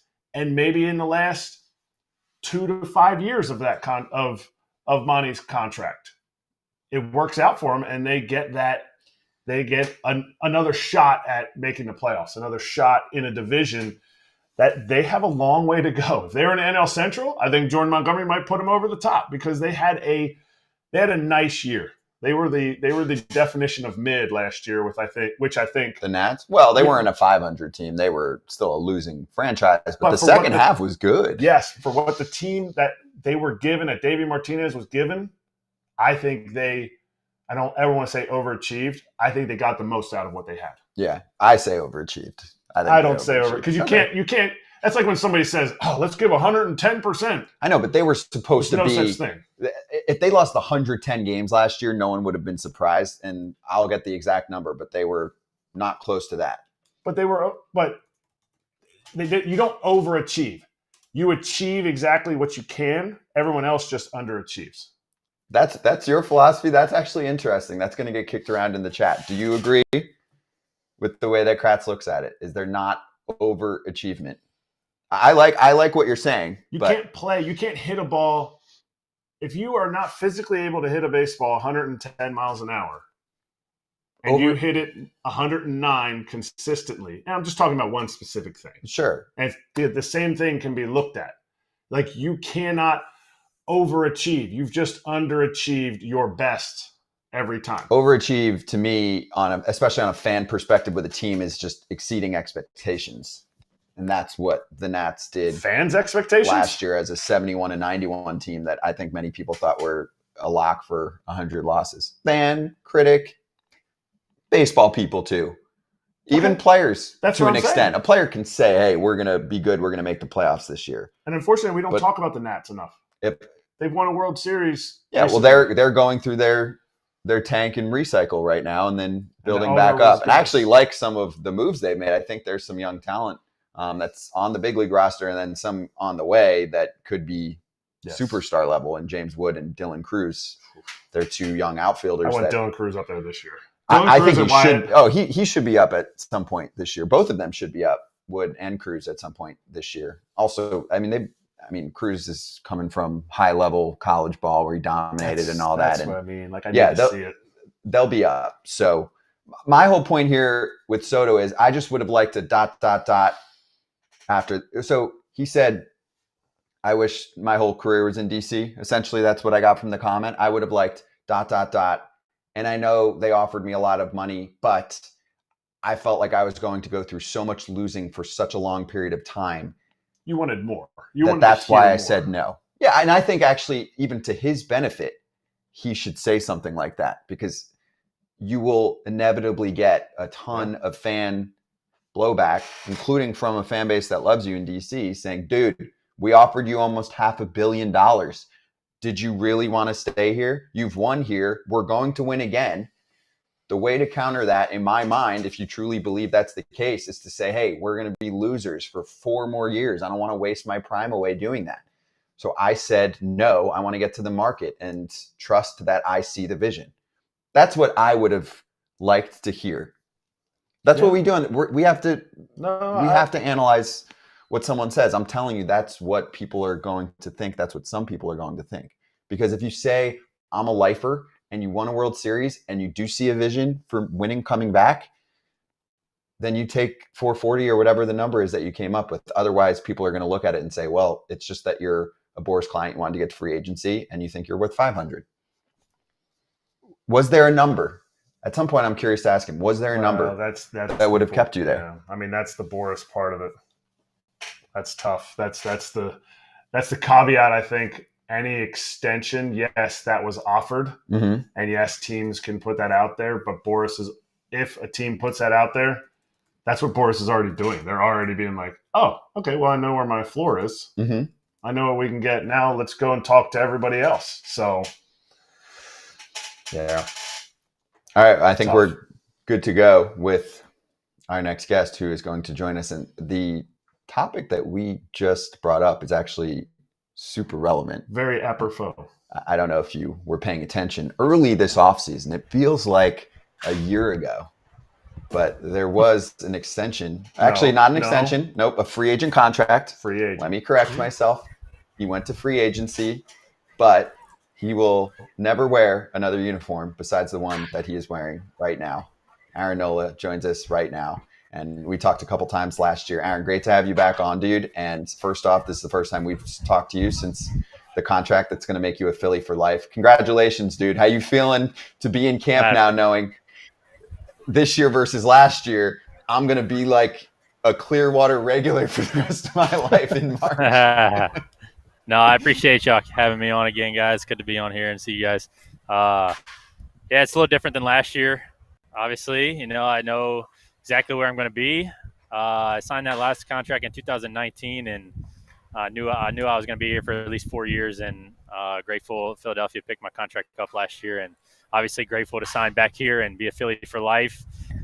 This is where I've always wanted to be. I love it here, obviously, and nothing's changed, which is awesome. And we have pretty much the same team, if not the same team as last year, and that's pretty special in my opinion for me coming through the organization when I came up, going through a rebuilding phase, and being in not a rebuilding phase right now. It's pretty awesome, and I feel like not many players get a chance to do that in their careers, especially with one team. Can you take us to this time last year, or even maybe into your first start of the season last year, knowing you didn't have a contract for next year, knowing you were going into free agency, maybe you play with a different team? Was there nerves? Was there like, I didn't have a good year, or this is kind of barking a little bit? Now that you're here, take us back a year. Honestly, I kind of blocked it out pretty well last year. I mean, for me, it's not that hard to block out, contract stuff and stuff that has to do with money. It's kind of just focused on my body and trying to be prepared, especially in spring training, going into a season, to get as prepared and as healthy as I can leading up to the start of the season. And obviously trying to do good and win for the team and get to our ultimate goal is to a World Series and win a World Series. So that was my main focus last year. And this year, obviously, it's the same thing, right? My thought process last year was whatever happens is going to happen, right? So I just need to stay healthy and try to pitch to best of my ability, and that's really all I can do, right? And everything else is going to take care of itself. That's out of my control at that time. So that's my thought process going forward too. And It will every year. So all that stuff's kind of on the back end, and obviously I have my personal goals, just like all the other guys in that clubhouse and everybody else that's playing this game. And we also have team goals. And the ultimate goal is to win a World Series and bring a championship back to the city of Philadelphia. I mean, you guys know that's what we play for. That's what we train for, and that's why we play the game. Personal stuff, it's all cool and all, but the best feeling for me is so far is getting to the playoffs and getting to the World Series, and that feeling and being together with the guys on the team and, competing at that level and late in the season when there's only a certain amount of teams playing at that time is the best feeling, in my opinion. I can only imagine winning a World Series. So you have a Outer Banks shirt on, okay? Did you buy us a house in Clearwater yet, so you can take me fishing out in the bay or what? Yeah, you might have to take me fishing. Not after all you signed. Not the money you signed. You can get us a nice guy. We can have a lot of fun out there. Maybe a pontoon boat, huh? All right. So, in all seriousness, you were here when the Phillies weren't very good, right? Yes. I think you played with Kratz back when the Phillies were not good, right? Yep. Now, fast forward, World Series 2 years ago, lost in the NLCS last year. John Middleton gave a speech. Did he point right at you and say, "Listen, you're here. I brought you back to win my World Series," right? Like, that has to give you a good feeling as a player, because your owner is like, "I want the trophy. I want to march it down Broad Street. I want to do the whole thing." I mean, you get to a point, right? I mean, that's what it's all about now is winning. And we're at a point in this organization and this group of guys that we obviously have the ability to win, and that's our goal, is to win the World Series. We've gotten there with pretty much the same team. We know what we're capable of, and we feel like we can do something special. And for myself, I'm super grateful to come up in a rebuilding phase and actually be a part of teams like that and see the progress that we've made over the years, and to be on a team like we are now. It's super cool. It's super special. And not just talent-wise that's in the clubhouse, but guy-wise, like the quality of guys that are in that clubhouse is spectacular. The chemistry that we have, we all love being around each other, and that's what makes coming to the field so enjoyable every day, and it makes the job really fun. So it's like old home week, right? Exactly. Most of the time when you're on a team, it changes a lot, but really, like you said, you have the same team. So you get to Clearwater and you walk in and you're like, wow, nothing's changed. Yeah, it's the same. Like if I'm on a new team, obviously I'm trying to build new relationships and getting to know different guys. Obviously, if that would have happened, I would have knew probably several of the guys because you play against them for so long. But being on a team like this, obviously playing with them for years, it's really cool. And you step right into, especially the coaching staff, the pitching staff. You don't have to build a new relationship. You know exactly what you want to accomplish. Stemming from last year, what we needed to work on and what we need to add. So coming into spring training has been really cool, and it's been probably the best one so far, in my opinion, as in jumping right into it right off the bat of what we need to work on and what we're going to get to. What are the conversations? I always bring up the conversation about being on the 14 Royals and then 15 Royals. What are the conversations after you signed? Because I know some of the guys were probably like, "No, what's the deal, bro? Like, what are the percentages you're coming back here for with the boys?" Like, what are the conversations after you signed to spring training that are different from last year when you guys lost the World Series and now you kind of fell one step even shorter? So, like, what are you guys talking about that's going to get you over the hump? I mean, honestly, we're right there, and we all know it, right? I mean, we've pretty much gotten to the point the past 2 years, and we know we can do it. I think we just got to get hot at the right time, right? I mean, the Diamondbacks kind of they played better than us down the stretch, and in our opinion, we knew that we were a better team, and I mean the Diamondbacks will say the same thing, right? And that's what teams should say. But coming back with the same squad, if we stay healthy all year, we believe we can do something special, and that's our goal, right? Our goal is to obviously try to win the division and then go from there. But it's a long season, as you guys know. But I mean, that's obviously our goal, is to bring a championship back to city of Philadelphia. Hey, Aaron, a few fans are asking about how Zach's doing in camp, specifically with potential conversations. I know you're not privy to the exact word for word, but I mean, you're super tight with Zach Wheeler, and I know everyone wants him to be there long term. So how pivotal is it for these two sides to figure it out potentially now while you guys are chilling in spring training versus getting to the end of the year? And I hope we really do. I hope we can get something done with him. He's obviously a big part of this staff and organization team. Since he's been here, what he's done for this team has been spectacular. I mean, to me, he's the best pitcher in the major leagues. I mean, he shows it every year. The way he can command the baseball with all his pitches and pitch at that high velocity, I really don't see it much around the league. And a guy who takes the ball every single time and never wants to come out of the game. It's pretty awesome to be on the same team as him. I love being his teammate, and I really hope we can get something done with him because he's such a good competitor, and I learned so much from that guy too. All right, people want to know, was there ever a chance you were coming back? Because didn't the team you guys are playing today, the Braves, there's a lot of rumors that they were kind of hot and heavy after Mr. Nola. So was there like a chance? Was there the door like just left open a little bit? Well, I mean, that's the part of free agency, right? You got to exercise those options. There's going into free agency after the season. Obviously, it was different. It was kind of weird being with Philly my whole career. And after we lost out in the CS, just getting back to my house and saying, like, there's no guarantee that Philadelphia is going to bring me back, right? And that's the reality of the whole process and the business side of it.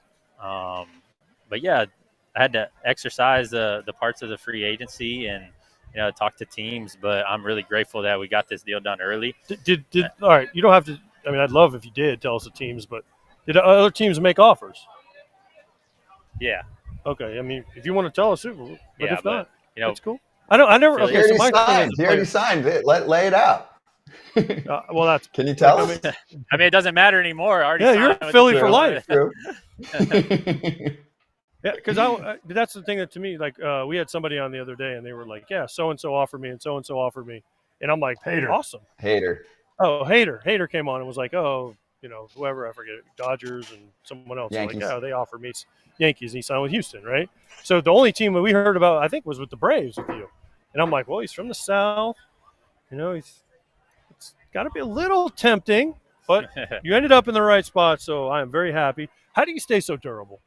Man. I mean, you take the ball every fit day. Yeah. You mentioned Wheeler, right? Yeah.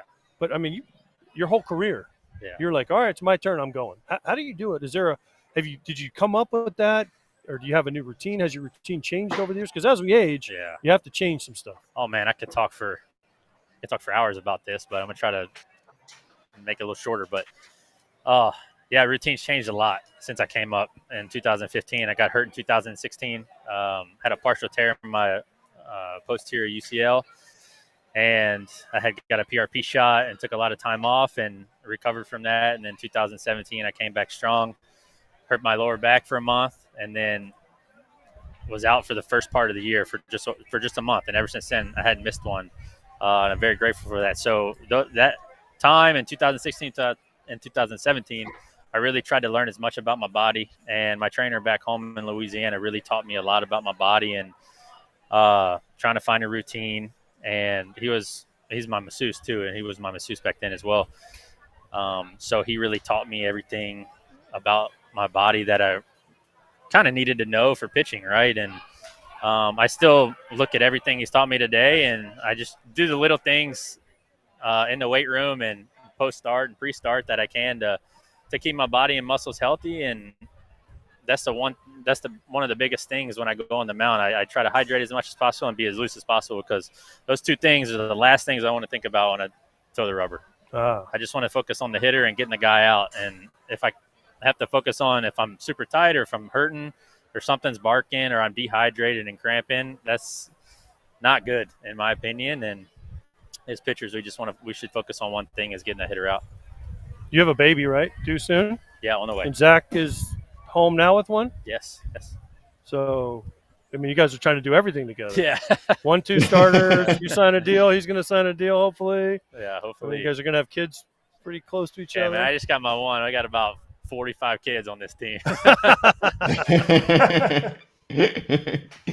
Hey, I got one more for you on the personal side of what you've been doing on the mound in the past, say, year versus how you show up this year in spring training. How do you evaluate last season for you on a personal level, playoffs and regular season? I know obviously every year, almost every pitcher makes tweaks, pitch usage, whatever. What would you say defined you last year, and what would you like to do the same or differently? Oh man, I think last year was an up and down year for me. I feel like I had some good starts, had some bad starts, had some really bad starts.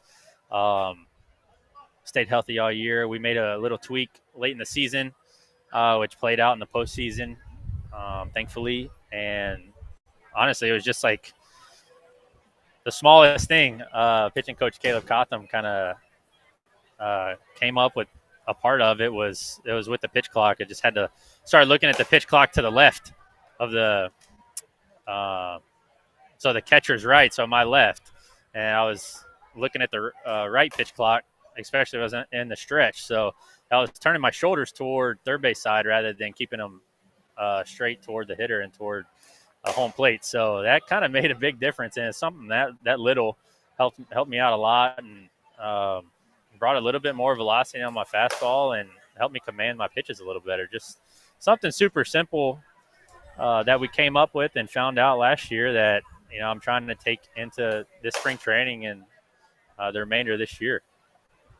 Are you underappreciated in the game for what you do with your durability, like AJ had hit on, what you had hit on, but also more in Philly? Do you feel like you're a little underappreciated for the sense that I hear what they're saying on the radios? I don't know if you listen to WIP. I don't know if you listen to, the different radio stations. The what? FT. No, Philly radio, Philly talk radio. They go after Do you people? feel like you're underappreciated because of what you've done in your career? Like, should be, in my opinion, should be celebrated way more. I mean, to me, I don't really think it matters. I don't listen to all that stuff. I feel like for me, it's a distraction, and I think for other guys, it can be a distraction. For me, I mean, my job is to go out and do my job as best as possible and win a game and put the guys in the best position to win. And that's where all my energy goes. My energy doesn't go, on talk shows or the internet or listening to sources talk about me. I've learned that over the years. To me, that really doesn't matter to me. People are going to say what they're going to say. And for me to try to do my job as best as possible and stay healthy and try to be a big part for this team as I can, and to try to fulfill the goals that we have. I mean, that's kind of all my energy goes to. All right, so Kratz said you're underappreciated. 7 years, 172. That sounds pretty appreciated to me, at least from the Phillies. But is it true, since you went to Louisiana State, is it true that is a pay cut from what you used to get paid when you played baseball at LSU? No. Nowadays, probably. Oh my gosh, no. That's pretty funny. No. And then also, I mean, 3 for 5 off you. Sorry about it, Kratz. But we're not going to talk about that. I don't even remember facing him. Was that in Atlanta? Yeah. That was Atlanta. But in all seriousness, did you get some Raising Cane's money or get some Marucci money? Because that's like kind of their thing now. No Raising Cane's money. I probably should have, huh? Yeah. I should have put that in there. Yeah. Because they just got one down the road, I think, last year over here. Yeah. Yeah. Because he's a big LSU guy. And, I should have put obviously that in Jack there. Marucci. Yeah, Jack. I love Jack. He's Me awesome. too. Yeah, he's great. Yeah. So, He's great. listen, it's okay. You're not there anymore. You're not there anymore. Just okay. Washed up alum now over there. Noah, this is exactly how AJ and I, we work so well together, because my last comment here was going to be, did you have any PTSD this past weekend when Stony Brook defeated LSU? Oh, man. No, not at all. Not at all, Kratz. Not at all. Hey, they got the ring, If you don't- Kratzy, from last year. They can say whatever they want. Yeah, but they if you beat us don't- fair and square, those guys are good. If you don't know about it, you got to go back and watch the documentary of Stony Brook upsetting Aaron Nola's freshman year LSU team in the Super Regional. Super regional at LSU. Yep, 2012. Super Regional. There's a whole documentary on it. Travis Jankowski's team. I'm sure Travis never said anything to you about it. I'm sure there's no. But Never said anyway, so good for you. I was going to ask you, I'm do proud you of still hit him every time you face him? The hit Jankowski, you're like, oh, that one got away a little bit. I hadn't faced him in a long time, but I remember facing him when he was with San Diego years ago, and I'm like, that guy looks familiar. Jankowski. Like, I think that Stony Brook Jankowski, and he ended up playing here, and we played together, and we talked about it a lot. Okay, that's funny. And he's a good guy. I really like that guy. He's awesome. Oh, you know, writers would have been geeking out if the Phils made the World Series last year and it was Nola versus Jankowski. And like, revenge story. Revenge of the Writers Super love Regional. that. Did you know 10 years ago? Yep. Blah, blah, blah. Uh, Aaron, great to see you, dude. Congratulations again. Enjoy Phillies camp. Good luck this season. We'll catch you in Philly at some point early in this season as well, all right? Awesome. Appreciate it, guys. Thank you. Aaron Nola with us on FT. Good Thanks, brother. Appreciate it. Writers love that. They love it. You find They that love article and they're like, let me take you back. It's 2012. Travis Jankowski is the star of It's- Stony Brook University. It's a great document. It's a great doc, Okay. especially now that LSU baseball is really good, and it really hits on. It just hits on a lot of stuff, and Stony Brook just beat LSU. Not this week, opening weekend of college baseball. LSU's ranked number 2. Mhm. How they're ranked number 2 based on all the guys they bring in, and they won a national championship last year. But Wake Forest is, I think, they're number one. Their Yeah. pitching staff is like a big league staff right now. Also, because their coach joined us for our MLB draft show. There's that. Probably gives him an edge. Just in the ranking, Hey, you're more marketable. You're more talked about. so that got him 1.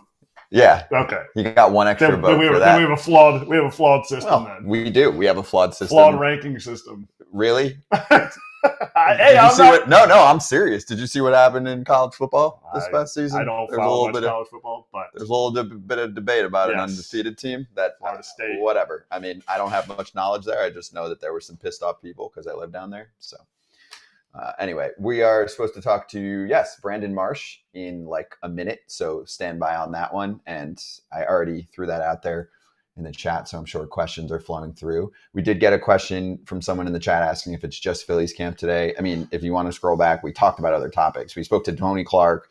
We talked about Ohtani's debut. We talked about Juan Soto's comments. And yes, we are only in Phillies camp today. Well, inside info, Florida is spread out. If you want to spend 3-4 hours at a camp, that's your day. You're not getting to 2 camps. In Arizona, you can. Like Tony Clark will do the meetings with the players. And I think often he'll get to 2 camps in one day in Arizona. Yep. Florida, good luck, right? Because these are also half days most of the time in spring training. Like everything happens between 7 a.m. and 1 p.m. and then there's the game and then the game's over and that's it. And also a lot of the vets are gone before Nola's that. gone. Nola's Nola's in street in- clothes. So I he's not said he's going to hanging be around. wearing that for a long time. I hadn't seen him yet. And then I look and I'm like, oh, he's not in the uniform. He's in T-shirts. He is going to wear T-shirts forever, but he is also going to be in Philly see-through for the rest of his life too. So I can't help myself. We will bring on Brandon Marsh in like 30 seconds. So stand by on that front. We'll go back to AJ, but also just a shout out while we have a second to the Philadelphia Phillies for hosting us today. We did Tigers camp yesterday and we have many, many more camps that we are going to hit in Florida. So stay tuned in Slap Hands. We'll go over a little bit more of the schedule. We've got another camp that we're hitting tomorrow. Okay, we're good to go. Let's go to Clearwater, Florida. AJ Pierzynski standing next to the always enthusiastic, talented. Not quite yet. They're still getting set. Oh, yes. But I'm in the minority. I actually like Florida spring training better than Arizona spring training. Why? Something about being in Florida, the atmosphere of the fans, it feels like they're on vacation. And you're like, I'm performing for people that want to come down here. You get to go to the beach. We had some great beach spots that my wife and I would go. Nice. That got tore down at Clearwater Beach. Like you have, I don't know. There's just something. The travel never bothered me. Like, you're not going to make a ton of trips. I made way more trips than a ton of players did, but I was down there. I wasn't down there to play golf. I was down there to get ready for baseball. So that part of it in Arizona it was so far from home for me to travel. I liked Arizona, but if I had to choose, I really liked Florida. It's just a different vibe at the games. You know, even at like your small town, I think Bradenton's kind of small town feel where the stadium's at. It's not like Clearwater. I think Clearwater is the best. But like Dunedin, it's like a small town. You go downtown. There's not much parking. People are walking all around the streets. Port to Charlotte. Get to the Port Charlotte. You did Port Charlotte? I wasn't a home player there, but I played against. But you were when you were with the Rays, it wasn't. You didn't do a spring training with them. No, okay. I got traded there and fired all in Bradenton. Bradenton's not the best location. Yeah. Bradenton as a whole, like Bradenton Beach, awesome. Yes. Bradenton is not in Bradenton Beach. So the area the stadium's in is difficult. Mm-hmm. But the feel of going to Tampa, the feel of going to Clearwater, the feel of going down to Sarasota, it's just, I enjoy it. I know a lot of veterans say, nah, I don't want to make the drive. But I didn't mind it. Well, actually, this is perfect timing then. We're going to bring this right into our conversation with Phillies outfielder Brandon Marsh, who's joining us right now because, remember, he was on the Angels in the past. Brandon, how you doing, dude? And do you like Florida or Arizona better for spring training?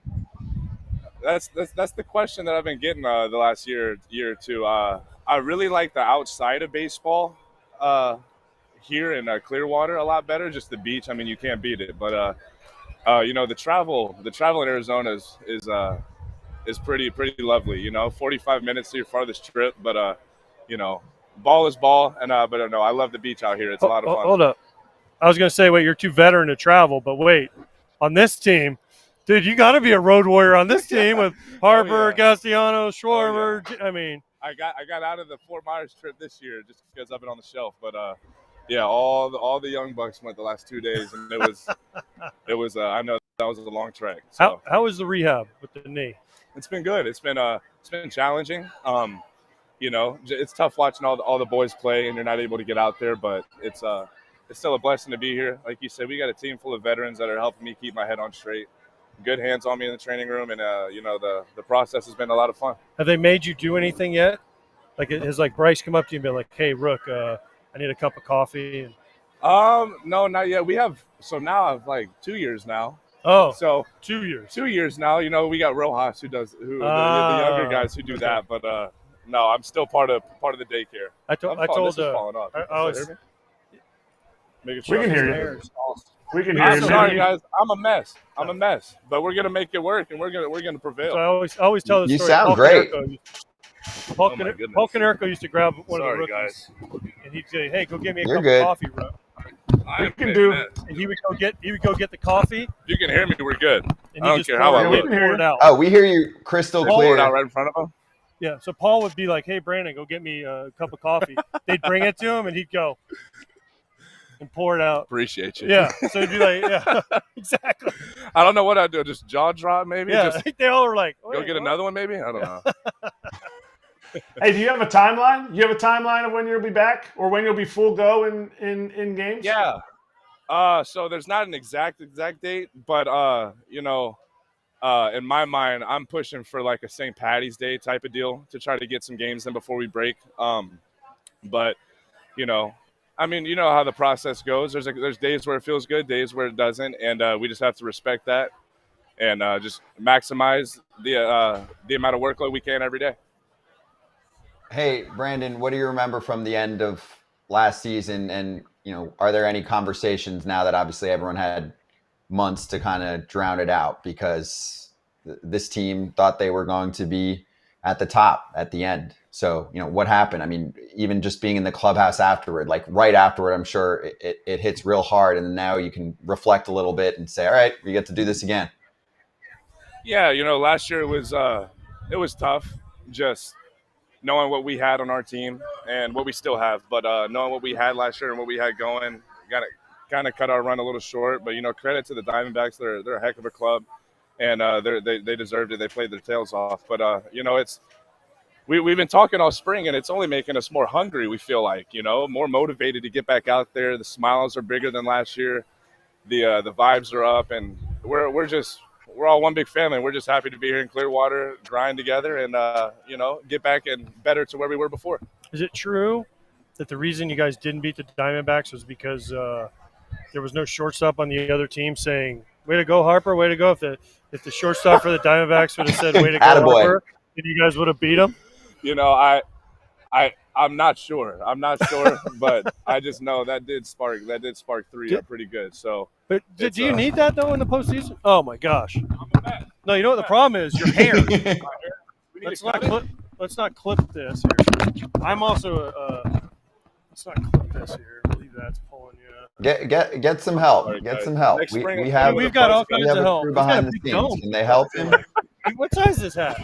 Oh, this is not that big. This is behind the FTC. This is FT behind the scenes. And what I will say is, really get in there though. These are just people. Brandon. Sorry, just guys. Really get in there. We're seeing that the J in AJ. I don't have my Jesse earpiece in though because of how he That's handles. a very inside I can fly joke. an airplane. Yes. Hey, I can fly on an airplane. I don't have the earpiece. Gotcha. All right. Good. All right, we're ready again. Nailed it. What Okay. were you saying? Did that really matter when RC said that? Like, I mean, maybe to Harper, right? Maybe to Bryce, but not like the rest of the team was kind of like, because we've all said shit where you're like, yeah, it's all banter. It's all like in division opponent and LDS, you expect some chatter going on, but like Michael Harris made that heck of a play on Casty and doubled up Harp, and I feel like a guy like Bryce does not need any more motivation. He's as locked in as anyone in the world, and especially in a time like that in the playoffs when the big lights are on. So, I mean, you definitely don't want to upset a big guy like that. So dude, I just watched him hit in there for like 10 minutes. Insane. He wouldn't even look at me. He's dialed. He's about to play in his first spring training game. And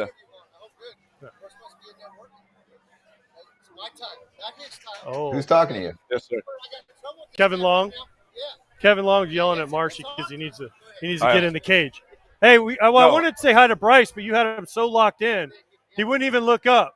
Are you about to head out there? Hey, by the way, like I told you earlier, if you can't make this team hit, you should be fired. Because you have no MVPs, no guys hit 40. You have no good players. I'll be in there in just a sec. You're in trouble, but that's okay. Because you just hit on Harper. You play with Trout and Harper.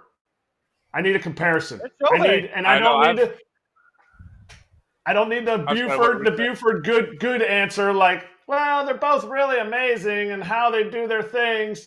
I need the comparison. I need the Bryce and Trout comparison.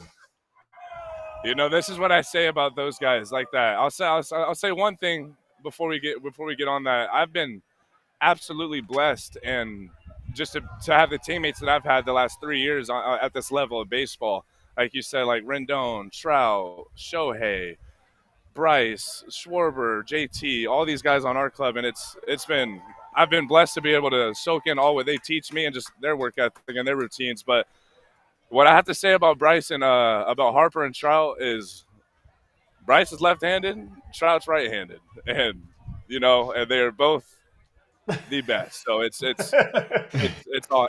And is Shohei then the next level? Shohei, like have those two who are like here, and then you have Shohei who also pitches. So is he like the? Yeah, I mean Shohei. You can't say enough about a guy like that who brings that much to the table to an organization. So he's in the most respectful, kind way. He's a unicorn. Yeah. And he's the freakiest baseball player ever. So and let's say you guys make the playoffs, the Dodgers make the playoffs. and you guys are playing the Dodgers, are you like giving him the scouting report like he can't hit the back foot slider?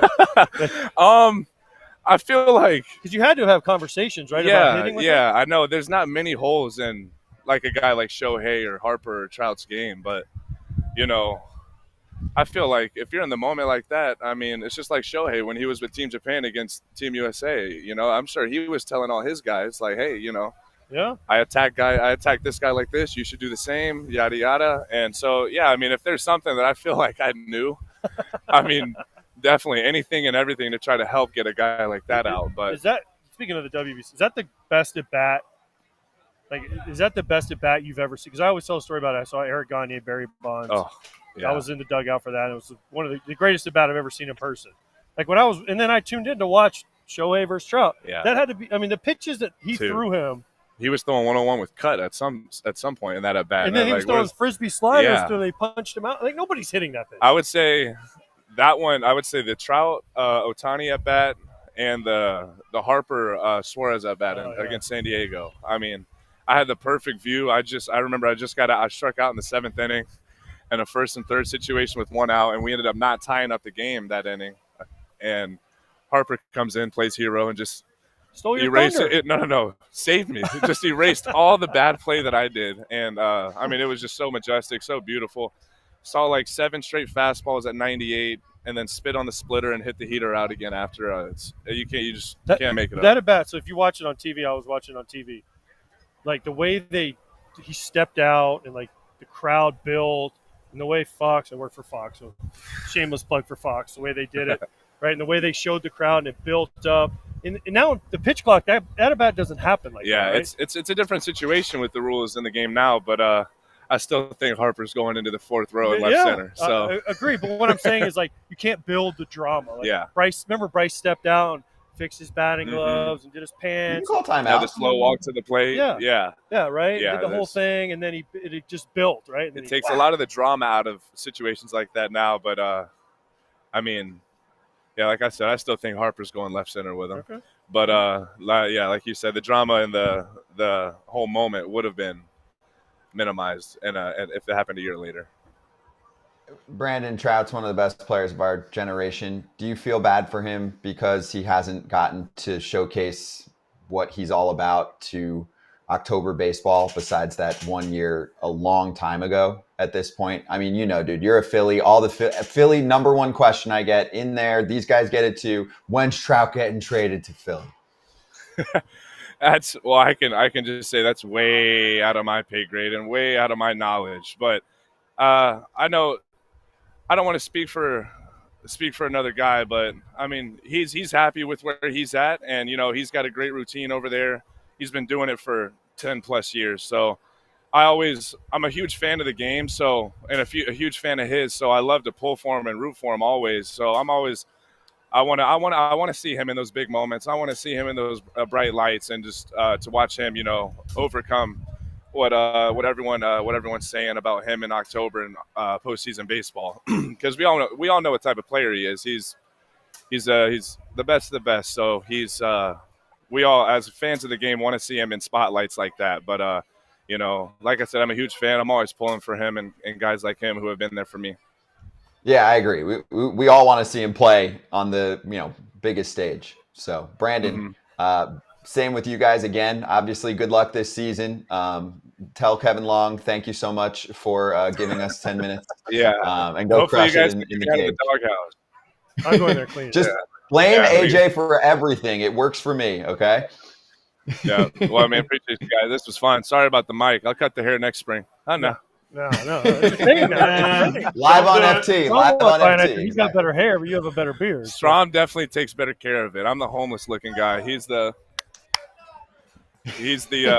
clean looking homeless guy. I'm the homeless looking homeless guy. So it's I'll get it right here soon enough. Caveman chic, crushing it, Brandon. Thank you, dude. Appreciate you. Thank you. Brandon Marsh with us on FT. Sneaky big guy. Big. Sneaky big guy. Big dude. And so exactly how he was there, like vibes and like so positive. I've never seen him any other way. Mm-hmm. And in my interaction, my little time that I worked with the Phillies, just sneaky big guy. 6'4", 215. Just very underrated player in the sense of can really get after it in center field. Mm-hmm. Ready for some BetMGM win totals? Let's have some fun. We got 3 teams. The Baltimore Orioles are set at 90.5 wins. The Pittsburgh Pirates are on the list today, set at 74.5 wins. No, Cincinnati 74.5. Pitt 82.5. No, that's a typo. That is a typo. Pittsburgh is at 74.5. Cincinnati is at 82.5. So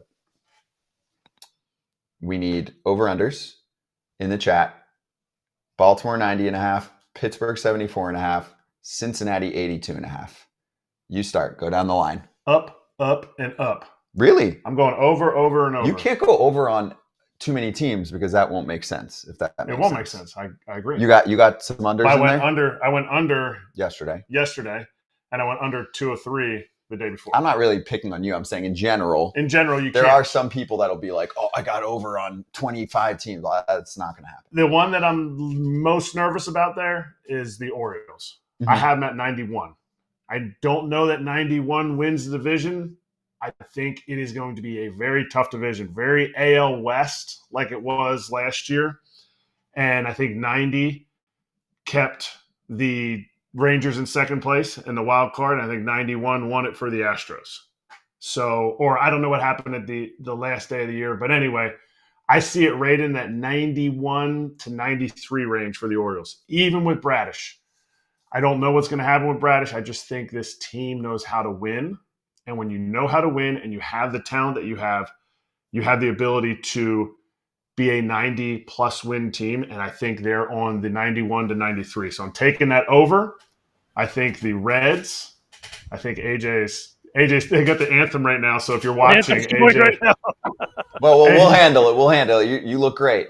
And you let us know when it's done. Just give us the thumbs up. But the bombs are bursting in air right now. Okay, perfect. The Reds are, to me, I think they're an 88 to 89 win team. I think this is the easiest of this. And I also think the Pirates are 76 to 80. 76 to 80. Let me put it this way. I would 100% give them, if they had this team that they've put together, because I love this coaching staff. And that's kind of that's very mid thing to say, like, oh, the coaching staff's going to put them over. But in the NL Central, I think it's a thing. Mm-hmm. I think the additions that they've made will give them the innings, the veteran leadership.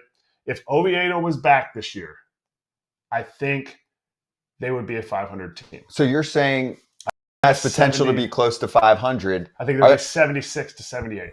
I don't know that that's – yeah. I don't know that that's close to 500. I think close to 500 in the NL Central – is 80.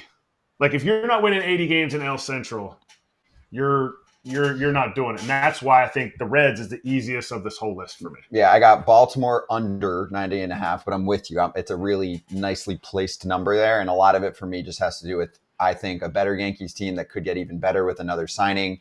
I just think the division's really good. So, and a little bit maybe of a sophomore slump for a couple guys. Who knows, right? Oh. So the Bradish injury really hurts there. If it was Bradish and Burns healthy at the top, that's an easy over for me. But I'm going slightly under. Pittsburgh under, and they won 76 games last year. I just don't see it yet from a player personnel standpoint. I'm sorry, I don't. I think they'll be about in that range. But last year, they had a hot start.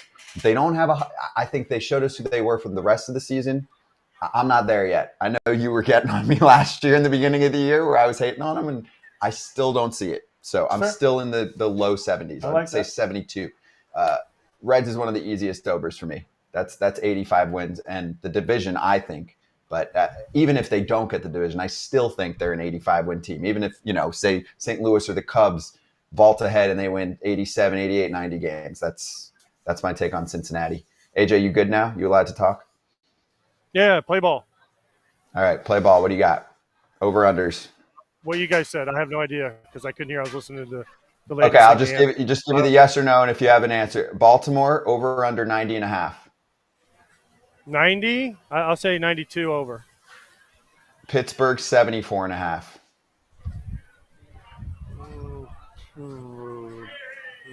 Under 73. Cincinnati 82.5. Over. They're going to win 85-ish this year. That's why we share a desk in Orlando. Place your first BetMGM Sportsbook wager through the BetMGM Sportsbook mobile app of at least $5, and you'll receive $150 instantly in additional winnings, regardless of your wager's outcome.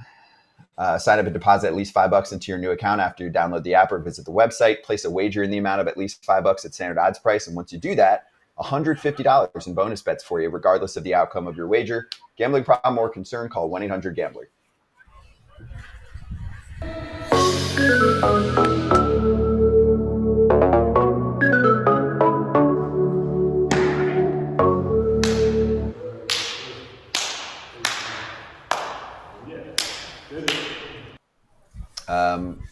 Kratz hat. First ever pro team, Medicine Hat Blue Jays. Still have all the sweat because I wore the hat all the time after. Yeah, that one's been through it. Med Hat isn't even a team anymore. Wow, I get to touch Kratz hats. I mean, the durability is an A. The design is a C minus. I mean, it looks like 1992. It's super throwback. Yeah, it is. It is 2002. Grade, AJ? I can't see it. The monitor's too far, and the sun is right in my face. So I sure. Well, we agree on everything. Whatever Scott said, because literally the sun sun is sitting on my forehead, and the monitor is so far away that the hat looks about like this. We're going to get you out of here, but one last thing. If you don't mind, for the next 2.5 hours, can you just tilt the camera on the game and we'll just broadcast it? We can do that, right? That's legal? We're going to have to, Frenchies, you're going to have to get it through the tiki bar and a bunch of things. But, I mean, Mark's here. He can hold it. He can hold it up the whole time on his arms like this for the next 3 hours. More legal than AJ hawking Bryce the whole time he was hitting in the cage. More legal than that.